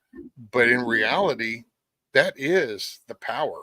That's what they're scared of the most, is to people to unify, and all of a sudden you can change things. And that's why they're flooding in through the border. People that don't understand the Bill of Rights. They don't give a shit about the Constitution. They don't give a shit about the Declaration of Independence. They don't care about the foundation of this country. They see America as they've seen it showed to them on their screens from their countries. And that's all they see it as. And that's what, there you go. So if these people sit and go, no, you can still have that. You just need to do this. Okay. Because it's better than where they came from. So they're stacking the deck, and they're hoping you're going to lose sight of it. And I've been in a few houses that got kicked in by the Pope, like full blown, rammed to the door, all that kind of shit. And I've been in a few kick-ins to where they literally just walked in. It's in some situations, in some places, I will say most places. Well, now that we got body cams, hopefully a lot of that changes, but I doubt it. But yeah, a probable cause. I smelt smoke. I heard a woman scream. That's all it takes for. That's how they're swatting people. They're swatting people doing that very thing. How that did that to Tim Pool. They've had it done to the Marjorie Taylor Greene chick. They just call going, hey, at this house, there's some screaming and stuff from in there. And then it sounded like a guy was punching on this lady, and she let it, and then it just stopped. Well, see, they tell them those key things like that. And because it's kind of like, if you're wrong, then what's, so they address it. And next thing you know, yeah, bam, you're getting hammered because they think. I've thought about that around here going, well, I don't know, though. It'd be kind of funny because I'd see them coming. There's no way you can like sneak up on it. Like, hell, I'd hear them as they're coming across. There'd probably already be some phone calls by the time there's a string of traffic coming in because it just does nothing more. You start seeing 3 cop cars in a row and people will be going, wait, what the hell is going down? Yeah, by the way, I want to say Beckwith said something about the Tyson Foods Incorporated announced that it has reached an agreement with a 2-fold investment with Protix and insect ingredients company. See, I think that's one of those biodegradable companies. I'd heard some article. That's the shit that they put in like the fucking flour. Yeah, that's the cricket flour. Yeah. It's, the battering and the coating they do stuff that they're using that for filler ingredients. Yeah, if you get like the chicken patties and the chicken nuggets, they got the crust and shit on them. There you go. Oh, fuck that shit, dude. That's what I told her. Done got her everything now at the store. It's like, no, bioengineered. No, bioengineered. It better not have bioengineered on the label. And I'm not opposed to it. Like I mean, they sell fucking cricket flour and mealworm snacks and shit, candied mealworms and crickets and shit at the Walmarts and the grocery stores around here. Like, I'm not opposed to eating bugs. It's when it's forced as the only option is when I'll start being worried about it. You know what I mean? Like, shit. Some people don't want to eat the flour. Maybe cricket is healthier. You know what I mean? It's one of those kind of things to where. Are we rejecting the baby because of who it came from, kind of thing? But see, they didn't want to tell us about the baby. We just discovered the baby because it finally whined loud enough that we went, what is that noise that keeps coming from there? And then all of a sudden it's just like baby. And it's like, wait, what? And we're kind of wondering where the baby came from. And they're just going, no, it's not the baby. I mean, the concept's been around for decades. I know. Why were they hiding it, though? They never disclosed this. It wasn't until they finally were they hiding it, or did we just not look? No, they got sued. That's why they have to tell you this on the label. It's not because they just started putting the shit in the food. It's just because legally now they have to actually put it on the label going, by the way, there's some bioengineered shit in here. Oh, bioengineered, yeah. I'm talking about like the that's what that is. I don't want to eat no fucking lab meat. I'm not gonna like that's my. I won't. No, the bioengineered is the crushed up insect shells and used for filler. So like when they lab breed all these crickets and then they crunch them up in the grinder and they mush that up into the cricket dust and then they add that into the batter so that now they don't have to use as much flour because that's a cricket flour type shit. Well, that's where that. I don't see that as bioengineering though. I think that's what they call it. The vegan burgers and shit like that, like the lab grown meat. I would think more bioengineering on that level. I don't know. That's what they call the bugs too. If it's got the cricket flour and shit like that in it, then it's called bioengineered. But I'm not opposed to it. And like I said, the only thing that bothers me is why didn't they just come out and say what a good idea this was? If it's a good idea, they had no problem talking about sliced bread. They had no problem telling us asbestos was really some good shit. They have no problem telling us milk does the body good. Of course, they didn't tell Amos Miller that, by the way, we're going to take all your unpasteurized milk because, damn it, we want our regulations. Which, by the way, I don't know anybody that's familiar with that little case. I don't know all the details. All I know is you want to talk about some fucked up shit from the government. And here's one of those little branch things again, Amos Miller is a Amish guy. And if I'm not mistaken, and he actually produces a lot of natural items like unpasteurized milk, unpasteurized butter, cream, all the stuff. And they have trying to shut him down.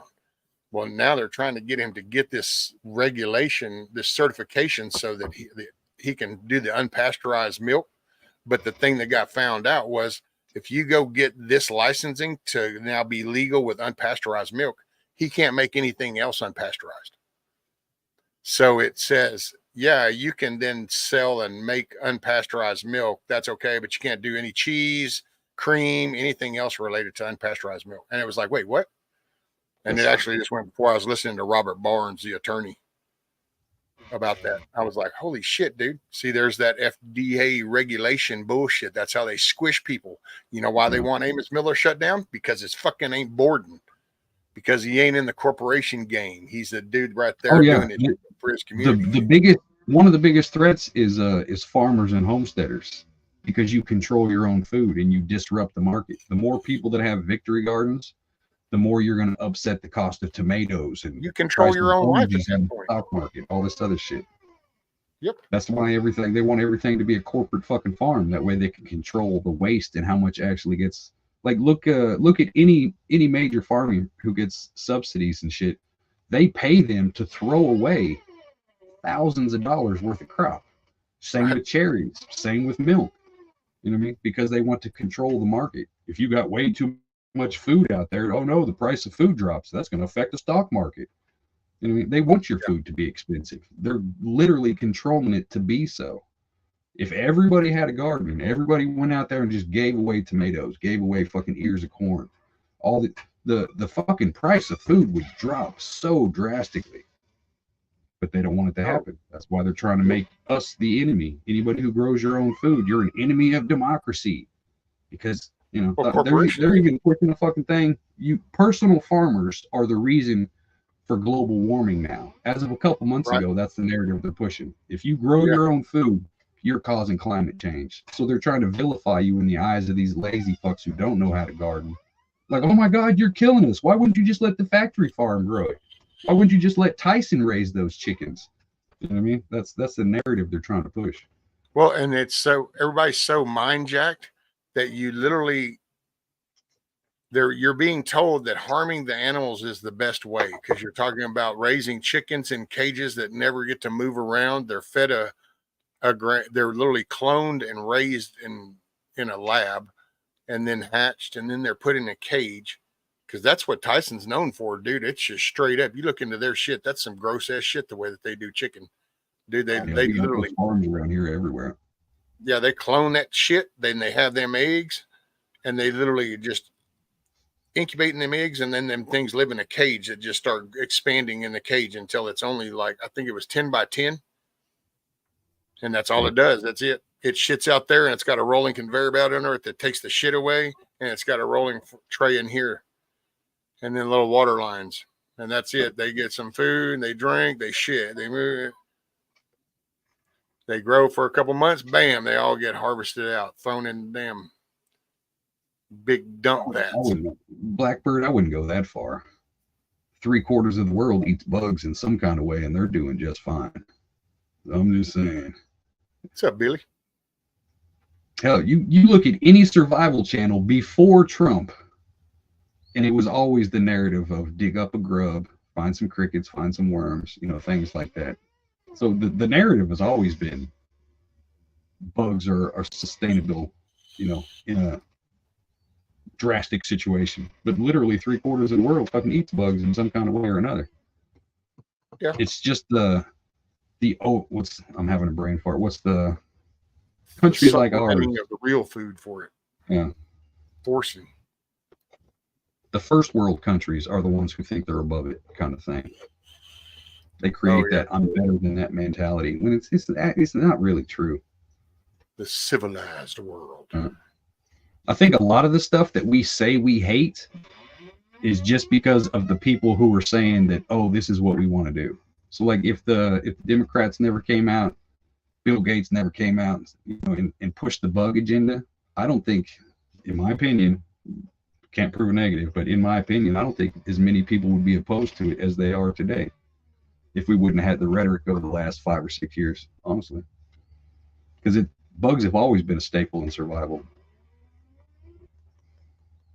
It's just until the enemy started pushing it that we were like, I ain't eating no fucking bugs.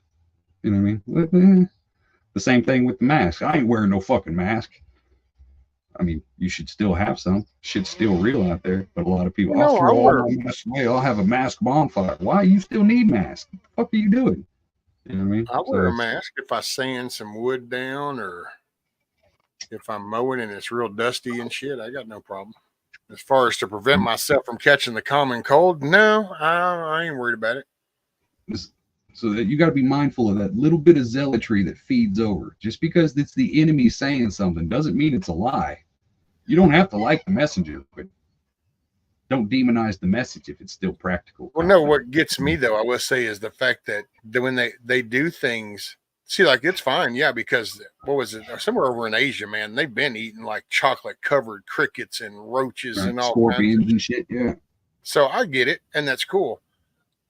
And everybody knew that that was some rare delicacy that was in that culture, and it was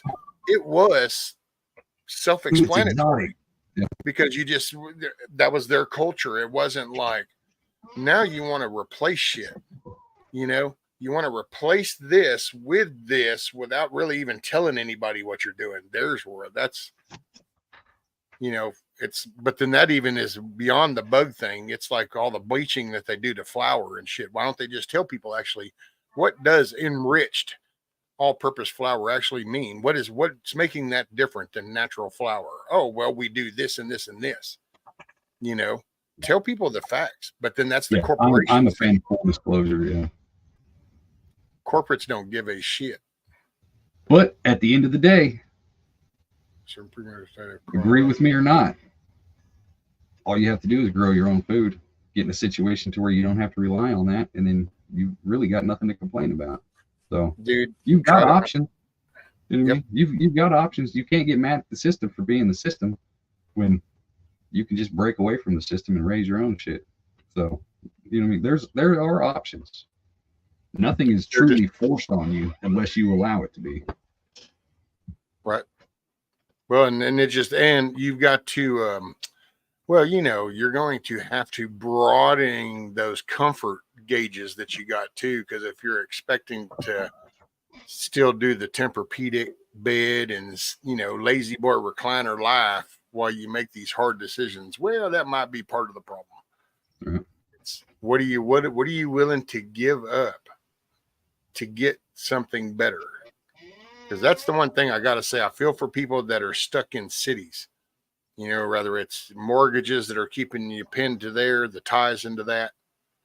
Because the cities, I don't think I won't say they won't ever get better, because, you know, who knows, 10, 20 years, you know, it's kind of like your content creator question, you know, the government 30 years from now. And so who knows, but I do not see anything in the near future where the cities are going to be better. That'll, even if the country gets better, like say 24 magical shit happens, man, we go into 25, we've got the deck stacked, we've got the White House, Senate, they're massive changes, they're deporting, it's going to be those cities, because that's where the concentrated is, that's where their powers are at.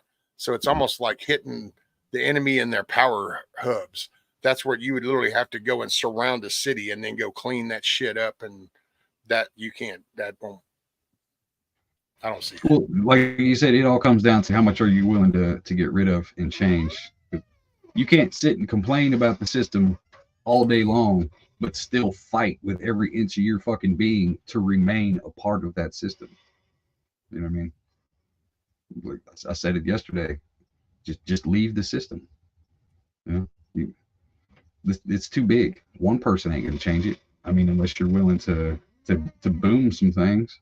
But for the most part, people like they like the rewards that come from being, you know, in the polite society where everything's done for you. So like I said, the power's got to go out for 90 days. You want people to change, power's got to go out for 90 days. Then people will start understanding that they need to take care of their own shit. Boy, that'd be something. I still laugh and make fun of the time when Facebook was just down for like 6 hours. Right. Freaked everybody out, dude. They couldn't do status. And then when you take this latest little thing with the AT&T thing, and then you watch some of the clips from that where people are like in drive-thrus and shit, whining, and I don't even know really where I'm at, and I don't know where I'm going, and I don't know how I'm gonna get there. And it's like, well, first off, just because the damn network went down, you should still have Google Maps showing on the screen. You don't know how to follow a line. I mean, but it's just the mentality. And then you go, oh yeah, dude. So I can only imagine, 90 days. Ooh. Kill the grid for 90 days. Hey, rescue, I just helped a stranger get his car started. Pulled a rescue move. Hey, there you go, Dennis.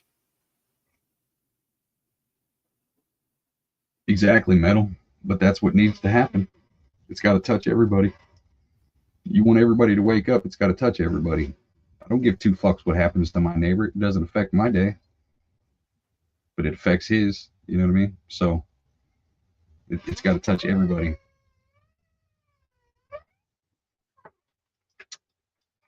Blackbird, not all those cultures are starving. A lot of that shit is a delicacy. Well, I figure as long as we got bugs, and that means we still got wildlife. We got squirrels. You know, we got rabbits. There's a deer somewhere. There's a hog. I'm just saying there's always an option. There is always an option. And that's the thing of it. Whether you think you're too good for that option or not is something you got to figure out yourself. But at the end of the day, there are options. Just because you don't like the choices doesn't mean they're not options. Oh yeah. You know what I mean? I really personally believe that a lot of people are going to be completely shocked by this president election coming forth, embracing for chaos. Oh hell, we're in chaos. It's just going to take up a notch. I shared that one little video from the Blackwater founder guy, ex-SEAL. He's an ex-Navy SEAL. He's the dude that founded the whole Blackwater, foundation with mercenary organization, basically. And the Epic Times dude was actually asking him, well, what do you think about this? How with Biden not reacting to the Houthis attacking ships? And it's like, that's because there's already sales over here in this country. So when that does, then it's going to spark. Well, when you think about it, just like I put up the previous one, when they finally determined to call the Houthis a global terrorist group, that's part of that foundation that they're building. And then now they're letting them in. The attacks are going on over there. They're being sure, and they're telling people about the Houthi attacks, and no, they got this ship, and this is happening because whenever it gets closer, and they're going to ready to squeeze Biden out the thing and drop somebody new in his place. When they do that move, then all of a sudden they'll do the domestic terrorist. There'll be a global terrorist attack inside our borders, which would then cause for a martial law shutdown. That's kind of what I foresee. It's one of my. We got a big. Well, I'm not even gonna say it's a false flag. It's a real flag event coming up. We're gonna get attacked. American soil is gonna get attacked again this year. I'm calling it right now. I ain't gonna put no money on it because I'm broke and I can't afford to lose. But you know what I mean? I'm about 98% sure. Yeah, but when you just think about that dude from Blackwater, and he even can recognize this going that, oh yeah, this is, then shit's coming. It's just a matter of where and when what's the timing event and where's it going to be? It'll be a city. It'll be something. It'll either be like a national monument thing, or it'll be a city type event. It could even be 4th of July. I think the only real question is going to be, is it going to be from somebody from our side, or is it going to be somebody from the other side? Yes and yes. It'll be a yes and yes. That's going to set the tone. You know what I mean? Because it all depends on what gets hurt is what's going to like, if you want Antifa and BLM to jump up and start burning cities down again, then you have to do something that we would be like, okay. And they would be like, what the fuck? And vice versa. You know what I mean? They would have to do something that would get us so pissed off to react, or, a false flag event from either side. But it's all going to depend on who it comes from. Well, unless you let something happen, like just throwing this out there, in the world of Minecraft per se, full disclaimer here, this is for educational purposes. So what if the Houthis have been offered up as a sacrificial lamb? So this whole time, and Iran feeding with the Houthis, this is all, you're cannon fodder when we need you, dude. And what they've done is they've slowly painted this picture to let them into here, so that then when it comes closer and they need that moment, because the Democrat Party needs to win. So in order to do that, they've got to either do a bunch of us in, or they've got to try to sell this shit to America. So they let this attack go down only to fully declare martial law. They're going to be the ones. And then because they know what they let come in, they know who to take out, and then they can look like the savior. And then all of a sudden, it's not so much, oh, Trump was doing good. It'll be like, oh, look, Newsom saved our country from the, global terrorist group Houthis. And man, the Democrat Party really stepped up. Man, they were saved in the country. And because, they're going to say this even if they don't. So when you think about all the other narrative that they paint, Ukraine, they look at all the Ukraine bullshit you hear, but they don't ever fucking tell you that, oh no, that was us. We're the ones that told fucking wild hair dude, what's his name, from the fucking UK, hey, you need to go over there and tell them, no agreements, dude. There ain't no peace agreement. Well, that shit's off the table. So you get over there, Boris, and they want to make it so they want to escalate it. They know Trump's going to win. It's a historical movement. I will give it that 1,000%. They know that man has a fucking army behind him, and they know he's going to win. So the plan would be to disrupt and destroy as much as possible, that he would be so caught up in all the litigious bullshit, trying to deport 11 million immigrants. Never going to fucking happen. I'll argue it all day. It's not going to fucking happen. Trump's not deporting all the people who just came in. It's not going to fucking happen. And they know that. So as soon as he gets into office, all his time is going to be focused on getting rid of these people and all the violence that's going to come from that. All that's going to escalate during Trump's time, because they know it's going to be a clusterfuck. He can't legislate when he's literally fighting revolution from within. All these different angles. That's what they want. Court system's going to be tied up forever. All these illegals coming in. I'm going to federalize the police and have them go in and do all this other stuff and do what they're supposed to do. And all of us are over here cheering it like, fuck yeah, martial law, federalize the police, go in there and do it. No, it's fucking stupid. That's what they want. They're putting him in a position to take away your rights, and you're willing to do it because it's Trump. When all he's doing is giving the police more authority than they deserve, giving all these other people more authority than they deserve. They will violate your rights to catch these illegals, and we will go along with it because they're catching illegals. It's the whole thing is it's a fucking clusterfuck. I don't know, man, because like I said before, there's something that tells me this one's fixing to, nobody's really going to be able to tell the outcome of this, because I think there's some legal shit, because they haven't let go of the election. And so what does that actually imply legally? So it's like, okay, if you go and you show that this action right here was stolen, like here it is, this is proven, bam, then every product from that spoiled good is all negated. So that all these judges that are in now aren't there no more. They get replaced. So it's a shifting of the tide. And you take the one thing like before, see, because I get what you're saying. I think there's going to be a lot of chaos. He gets in for sure. But before that, like the head of the FBI and the head of DHS and the upper management of those agencies weren't in his best interest. But if he gets in this time, they're all fixing to be fired, and the ones that are already been vetted and are in track will be there. So all of a sudden, I don't think you're going to get to go out here and torch these buildings. And I don't think that these little city mayors are going to get away with going, no, we're going to let them burn down the city and we're going to blame it on Trump. No, at the end of the day, though, Trump ain't got no authority in the cities.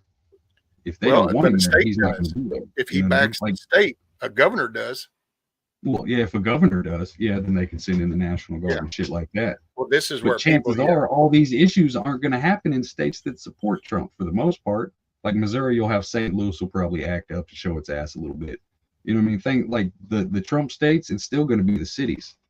So it's going to be. It's going to be bad. I just don't think it will be as bad as it was before, because it won't. I think it's going to be worse because the 11 million immigrants that we do have over here, like there's literally nothing to stop them. They outnumber the police force. They outnumber the military. So even if we had the active duty, full blown military on, they'd still be outnumbered 6-1. You know? Well, see, a lot of those are in the cities though, and a lot of those are in the Democratic cities. And then you got to think, over the last couple of years, y'all haven't seen any activity from the Antifas and the BLMs other than the fact that they've been standing up for these fucking. Oh, they're all in the chat rooms, dude. They're I think what helps keeps a lot of the distraction and dysfunction is what they're defending. But for the last couple of years, Muslim Brotherhood, the cartels, at least 7 cartels from South America and Mexico, and the Antifa and BLM head people have all been getting together, having conferences and doing all this other shit. So you've got the IEDs and the kill them all regardless. We don't care about your fucking resources mentality in the terrorists. And you got the pathways and the sadistic just brutalness of the cartels that already have infrastructure in this country. And then you've got the blue hairs and the fucking the racist fucks that would gladly get supplied by these people and show them infrastructures and be the pawns. You know, like they've set up a whole network of an army inside of this country, and a majority of it is, you know, illegals and actual Americans who have been brainwashed to fucking call us the enemy. You know what I mean? The white folks who say kill white folks, you know, that kind of shit. Oh, dude, yeah, some of this shit is crazy that you hear them say, and that it gets ran with, and it's like, really? It's kind of like the damn little queers with Palestine, and it's like, you do understand, homie, that they would like chunk your ass off the roof of the building, like. But they're a useful pawn right now. Yep. Why would you throw somebody off the roof when you could say, here, wear this vest, or here, take this box to this building? You know what I mean? It's common sense. But there was something actually just happened like that. What was that, in New Jersey or some shit? Or New York, and it was an Uber driver. The cops got attacked by the Palestinian mob or some shit because the Uber driver called in that he got threatened that there was like an explosive or some shit in his car. And so when he called them, then they couldn't even get to his car because then all these pro-Palestinians swarmed all around them. And I'm like, see, this is but there's them hired guns. See, there's them hired guns. They're only answerable to that. You know, if it's at New York, what's her name? That Hochul or whatever that little goofy chick is. Kathy Hochul. Isn't that her name? Yeah, it's something like that. Everybody thinks they're a Rambo and going to protect their home until 6 Sicarios show up at your fucking front door. You know what I mean? I'm just saying. Dude, cartels in every damn state right now as it is. They already have outposts in every state. I was listening to one of the security hearings, and I forgot one of the guy from the NSA, and then I think the other one was from DHS, and was talking about the cartel. There's like 4 different families that have outposts in pretty much every state in the union right now. And there's some camps, which I'll say, then you look at some of these places up in Arizona and New Mexico, and yeah, man, out there in the fucking desert now, there's these fucking camps, dude. And it's the white tent city type shit. You wouldn't even see it unless somebody just happened to, I guess. I'm kind of curious. I wish I had them. See, this is when I wish I had money. I would just want to dig into little shit, and it costs money to go dig. But it's like, so how did that come about? Did some motherfucker just happen to be flying over and go, hey, what the fuck is that? That looks like a place. And then kind of like tell a buddy, and then somebody ends up flying a lower plane over going, wow, check that shit out. And then somebody drives out into the fucking desert and flies the drone over going, holy shit, dude, there's this whole little tent city out here in the desert. I will say to anybody who's never met an actual MS-13 or one of those kind of people, anything that you have seen, they are 10 times worse. I'm gonna tell they are that. Out of all the organizations in the world, the cartels scare the fuck out of me because they don't give a shit. They will decapitate a cop while he's in uniform and smiling, talking pleasant to his wife, and never blink, drop a bead of fucking sweat. They are, Jesus Christ, they are fucking animals. And they don't give a fuck. Oh, yeah. Because they will sacrifice themselves to protect the family that you don't even know they have. Because if they fuck up, anybody that's ever talked to them has a possibility of getting their fucking throat slit.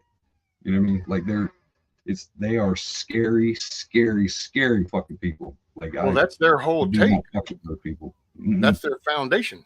Their foundation is we're this, and you know what? We've watched all the other ones, and so I think we're just going to set the tone. So if you fuck with us, then we just go and we make it a point to slaughter it in the nastiest way we can, and we just keep that message going. And they do that for a reason. And it's kind of like, yeah, you might not want to choose who you get in bed with. See, I think that's the brutality of the enemy that we're facing. These commie fucks, they do this shit to babies. So imagine what they're going to do to actual children, you know, in a war situation. And that's just the American-born blue hairs. You know, the woman's right to choose, all men are rapists kind of mentality. They will kill your children without blinking a fucking eye. Oh, dude. And that's the Americans. Imagine the cartel and these people who burn people alive in cages. You know what I mean? Like we are not ready for the visuals of that violence and brutality. We're going to sit here and act like we're tough all day long, but we are not ready to actually see that shit, especially if it's somebody you know. You know what I mean? Like, oh, yeah. Like Backwoods says, get your mind right and everything will fall into place. We've been talking about it for a while. Or Dennis, you got to be careful when you start hearing that to me. You start hearing that rhetoric about Trump being the plant. I'll say it. So if any of you do that, I ain't singling you out. So don't say nothing because I don't know it's you. And so I ain't saying it directly to you, but I will say that whole mentality that Trump is part of the whole thing and that he's a plant. Yeah, you know, I'm just going to go ahead and say it, but that has got to be one of the most retarded things I've heard, because it's like everything in history is being countered right now to try to take him down, and to think that if this was a plant that they would create, or it's all created to make him a god in the eyes of half the country. But see, he's really not. People keep talking that way, and I don't understand why people keep. It's like it's literally gone the pendulum. It's like we've lost the middle ground. It's either he's a plant or he's a god.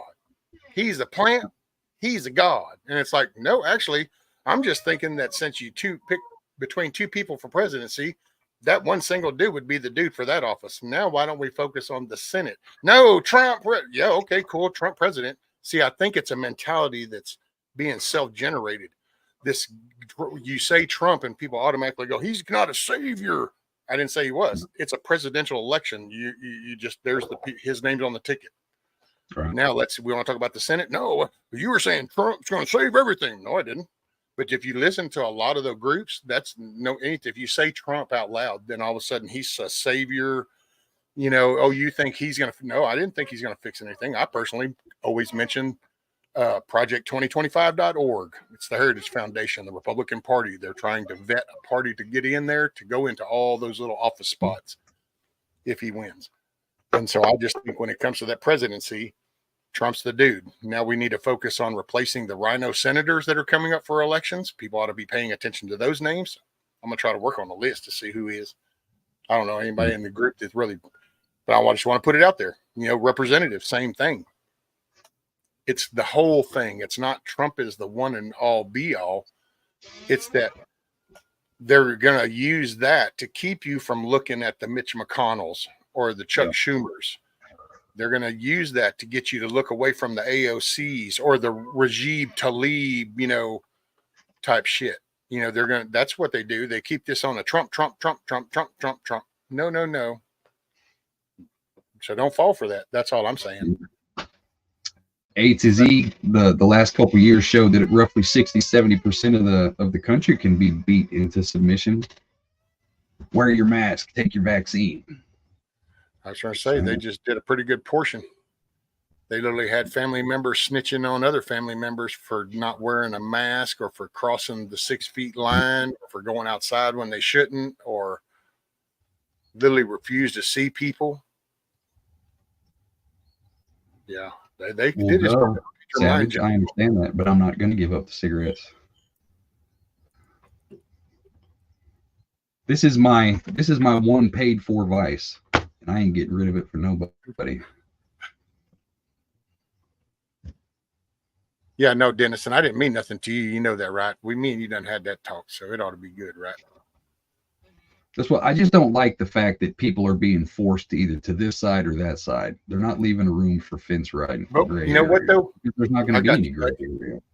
I'm gonna throw something by you then, because that was on my mind, and I've been thinking about that. Because I try not to do the us or them thing, but I heard a good point, and I thought, damn, dude, I ain't quite thought of it like that. But yeah, you get down to some shit like that, and there is a us and them. So what do you do when there is literally a party that will not identify the two genders and that do not identify the harm that's being done to children? So when just those two things, if people won't even acknowledge that that's happening, then how do you have middle ground with anything else? How do you slowly shade and just obfuscate that stuff, going, okay, well, we'll come back to that then. Well, you like barbecue, right? Yeah, cool. See, I can't. And so Well, how do you negotiate a future with somebody who wants to erase your past, your present, and your future? There is no middle ground. You know what I mean? Okay, yeah. See, that's you're forced into we cannot coexist with these people. What sense does it make to bow down and coexist and compromise with people who literally said they want to erase every single bit of information about you from history and from the future? How can you coexist with somebody who has that fucking mindset? It makes no sense to me. There is no compromise. There is no, okay, well, we'll do this, but you guys do this. But yet these people are still over here preaching about killing us and everything that we stand for, changing everything we do. There can be no common ground. There has to be an us versus them. That's the only way it's ever going to get kinetic. Because if you still got some kind of common ground, then you can still compromise. You can find that acceptable boundaries of, okay, you guys stay over here, we'll stay over here. No, you've been telling me for 5 years you want me dead, and everything about me you want dead. I cannot live with you. I don't want to share air with you. You know what I mean? That's just how it's got to be, because nothing will ever change if it doesn't. Right. You're fighting a mindset, and if you allow the mindset to keep going, what are you doing? You're just setting yourself up for your grandkids to have to fight that same fucking war, because you didn't take out the mindset when you could have took it out.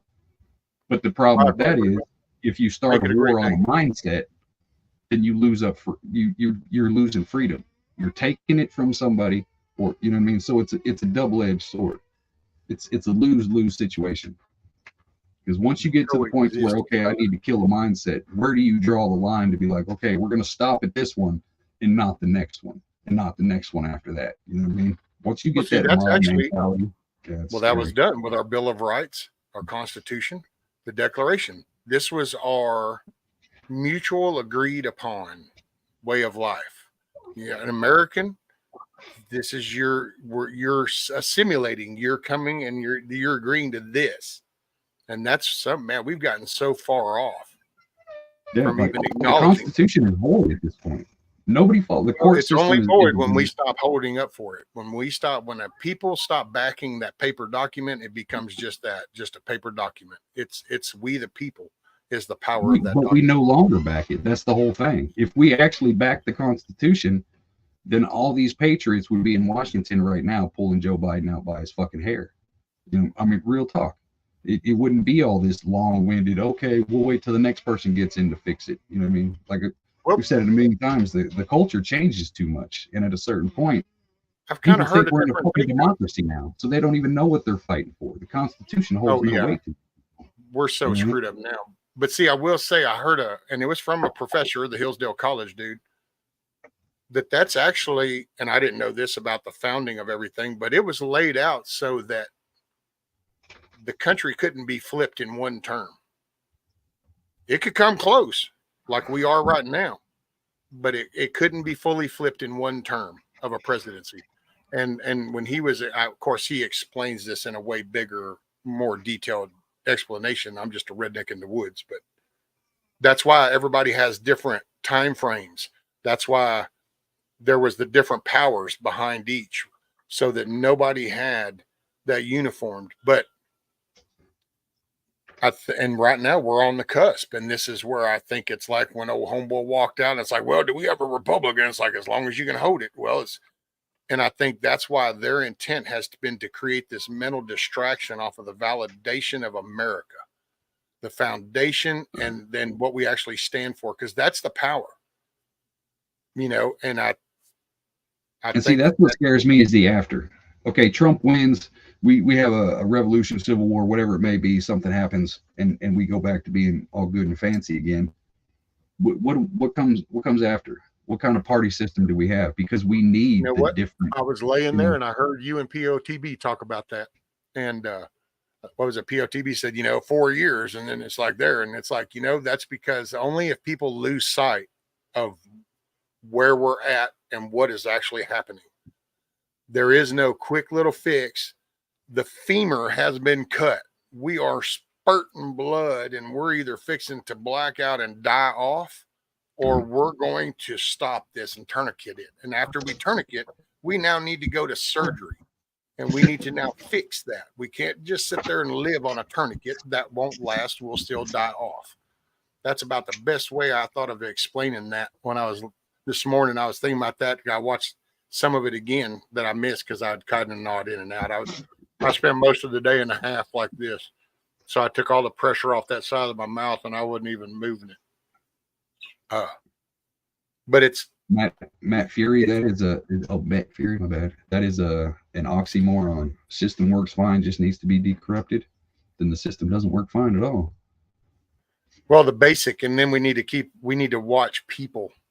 That's the one thing that you can't write into those documents. What system?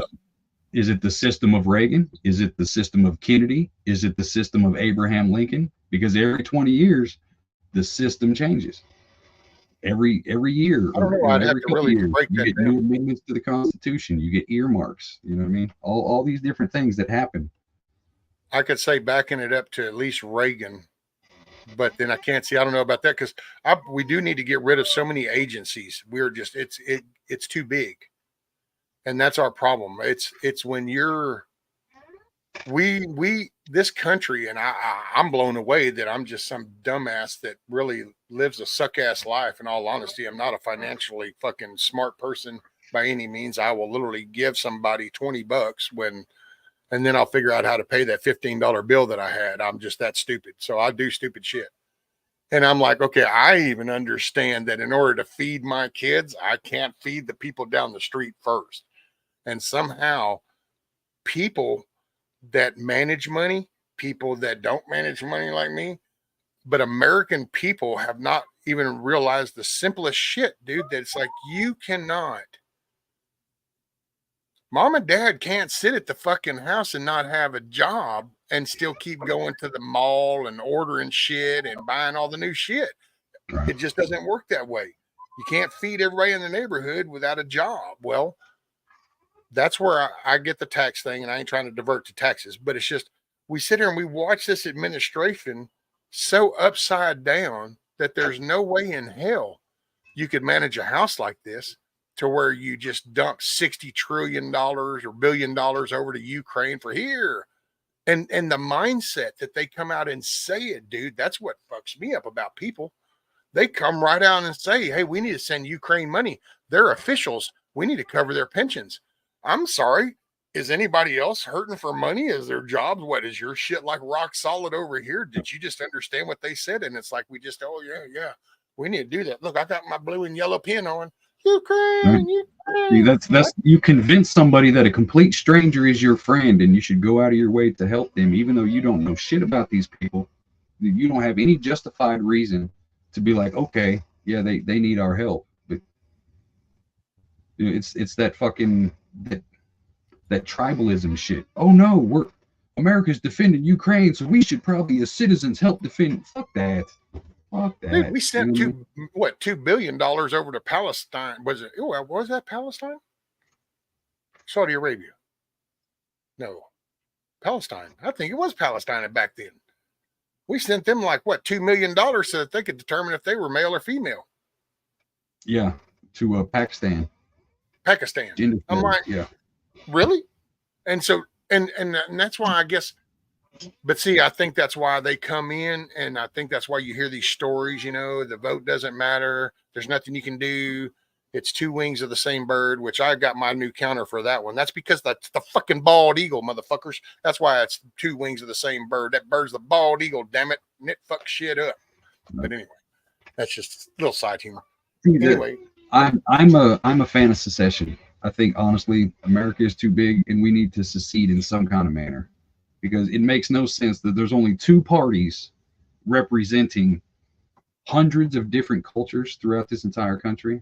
You know what I mean? There shouldn't be one set of laws that applies to everybody, because it just makes no fucking sense. The federal law shouldn't be that big to begin with, in all honesty. All they should be dealing with is the border and trade, international trade, and defense of our country. That's your only job. Your job's not to worry about what my school is teaching my kid, or the kind of Band-Aid that my hospital is putting on me, or what kind of dude is digging my ditch out here. That's none of the federal government's business. If anything, my county's the only one that really needs to know. But see that's why it can never be fixed, because in a perfect world, we could go and say, okay, I'm president.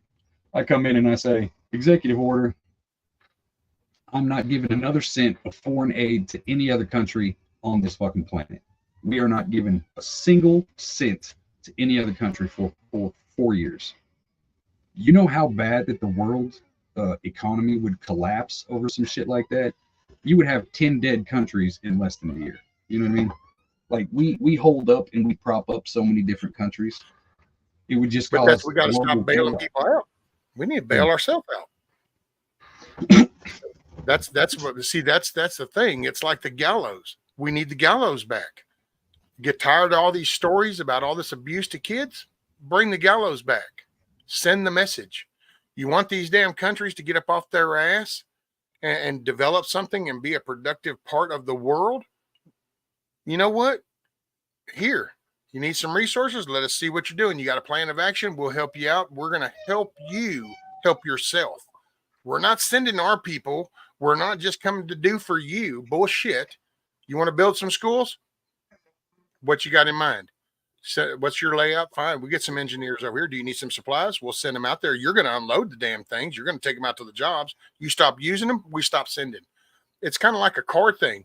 Granted, yeah, fine. We don't need to lose all of our card manufacturers. So if something were to happen where all three of them are on the chopping block, fine, I'm okay. But you go in there and all you do is help with that. And then at this point, you either get your shit together or, by God, they're going to figure out another way to get around if we got to go back to horses. You know, I mean, you can't save everybody all the time. You know, I hate to use it in reference, but by God, you learn this in certain job roles, you know, and as a responders, you cannot idly just sit here and keep trying to save everybody. Your initial look can be, okay, this is what I need to do. And you got to start one at a time. So these fucking countries sink or swim, buddy. I'm sorry. Look at how much shit we dumped into Somalia. And is that fucking place any better now than it was fucking 30, 40 years ago? Hell no. It's still a shithole. Do I blame those people? I don't know. Not necessarily. In a way, I kind of do, but in a way, I don't. I think they need to have their own damn revolution, and they need to stand up. I'm a firm believer of you get the government you deserve. Your inaction is what causes the current action of the people who are in charge of you. So it's kind of what we got right now. Yeah. We got what we deserve. I've always said it. I'm a fan of history. I believe that some cultures and civilizations should just disappear, whether it be through war, whether it just be through a Roanoke, they just disappeared kind of situation. That's just history. Not everything is designed and to last forever. America is not going to last forever. America is not going to be some 5,000-year-old civilization that everybody looks up to, like China and Russia and all this other shit. Yeah, we are babies. We've been around less than 300 fucking years, and we've made such a global impact that we are destined to fall, because the rest of the world, by way of history, people on the other side of the world don't want to be ruled and fucking legislated by us uppity motherfuckers over here who are too pampered. It's just the nature of fucking first world civilizations. You get too big for your britches and you disappear. You just dissipate into the fucking ether of history. You see it in every single situation. Unless you correct it, because that's the one thing. There were some points that were made lately. I was watching some stuff about because we always get compared to the Roman Empire, but there's quite a few major things that we do different that the Romans didn't, and so that we don't necessarily have to fall. You know, we just need to. You have to adapt because we have brought things to the table that weren't offered before, so that we didn't. I look at it like Rome. Rome was the greatest civilization in the history of ever at its time. When it fell, it turned into the Vatican, which turned into the church. They have got a global reach and they're protected by the world for the most part, just as a church in a tiny little city state for the most part, like city country, however the fuck that terminology goes. I think America's set up to do the exact same thing. DC is the new Vatican. If all of America falls, it does not matter as long as the rest of the world considers Washington, D.C. and its, you know, whatever's attached to it as the seat of that civilization, then America will live on through D.C. the same way Rome lives on through the Vatican and the Pope and all this other shit. You know what I mean? But it's still a collapse. But only the higher ups are the ones who make it to the other side. The people themselves, who gives a fuck what happens to them? As long as the governance and the metropolis of power is still intact, that's all you fucking need. You know what I mean? You look at it that way. So now Backwoods says to 9-0, Supreme Court says Colorado or other states cannot remove Trump from ballot. I knew that was coming. And like real shit, you go back through history. As soon as you start letting the debauchery happen, you start letting them kill the babies, you start letting men think that they're women, you start pushing that over-sexualized mentality of I can grape people, I can rob people, I can wear a fucking leather horse mask in the middle of the street wearing a thong in front of 2-year-olds. That's when a civilization is destined to die. Name one civilization to where a first world country actually sustained that debaucherous lifestyle. There's not one in history. Every single one has been burnt to the fucking ground. Well, that's where it. We're headed. But see, we're rare. There's no other place started like us. No other place was really like us. We have similarities to past empires and domains and stuff, but there's no place like us. So and I think that's what's been said, like with the Hillsdale, and that's because that's the one main turning point is we have the power to change this. So we're like in Rome, the citizens couldn't have changed that. That Senate is what collapsed it with their implosion of the economy. It collapsed, you know, the debauchery, like you said, but the citizens didn't have a say. That's why I think we, the people, are the power. And it's that unified voice.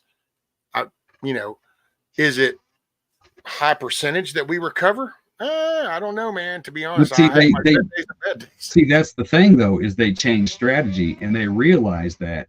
So all you have to do to empower people is give them a false sense of power. Oh, you've got control over your body. It's a woman's choice to choose. All this other.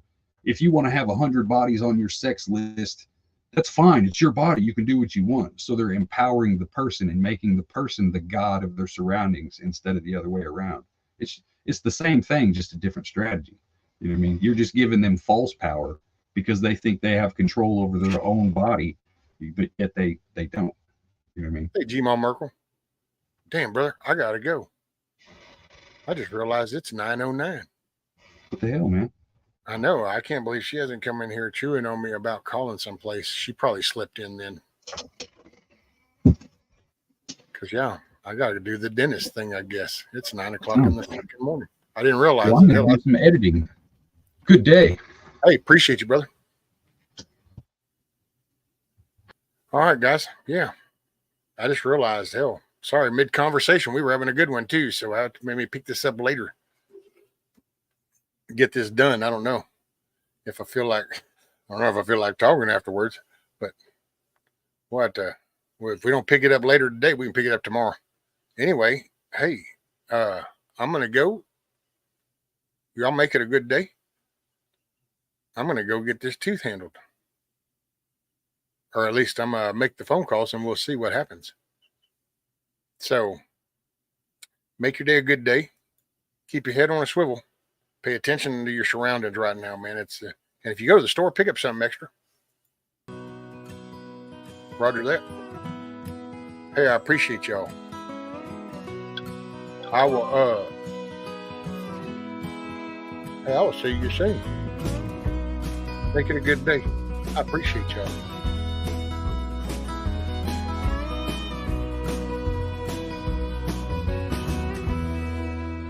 I ain't here tomorrow. If the good Lord says it's my time to go, I don't see that morning sunset. There's some things I need for you to know. The truck is yours if you want it. It'll run forever if you treat it right. When you think of me on some back road, that's because I'm right there by your side. Chase your dreams until you catch on. Leave your doubts in a cloud of dust. You can't ever look too big. You can't call your mom too much. Do your best to get it right. Forgive yourself when you don't. Hope you don't forget how much I love you. I ain't here tomorrow.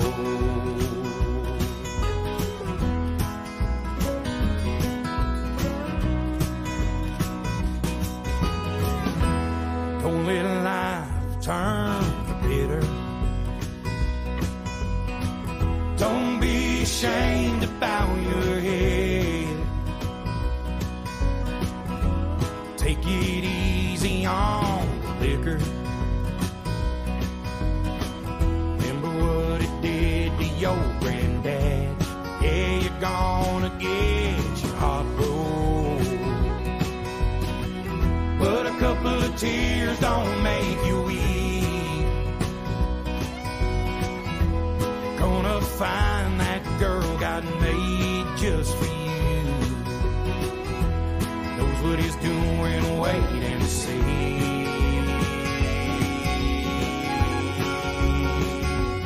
Chase your dreams until you catch on. Leave your doubts in a cloud of dust. You can't ever look too big. You can't call your mom too much. Do your best to get it right. Forgive yourself when you don't. Hope you don't forget how much I love you. I ain't here tomorrow.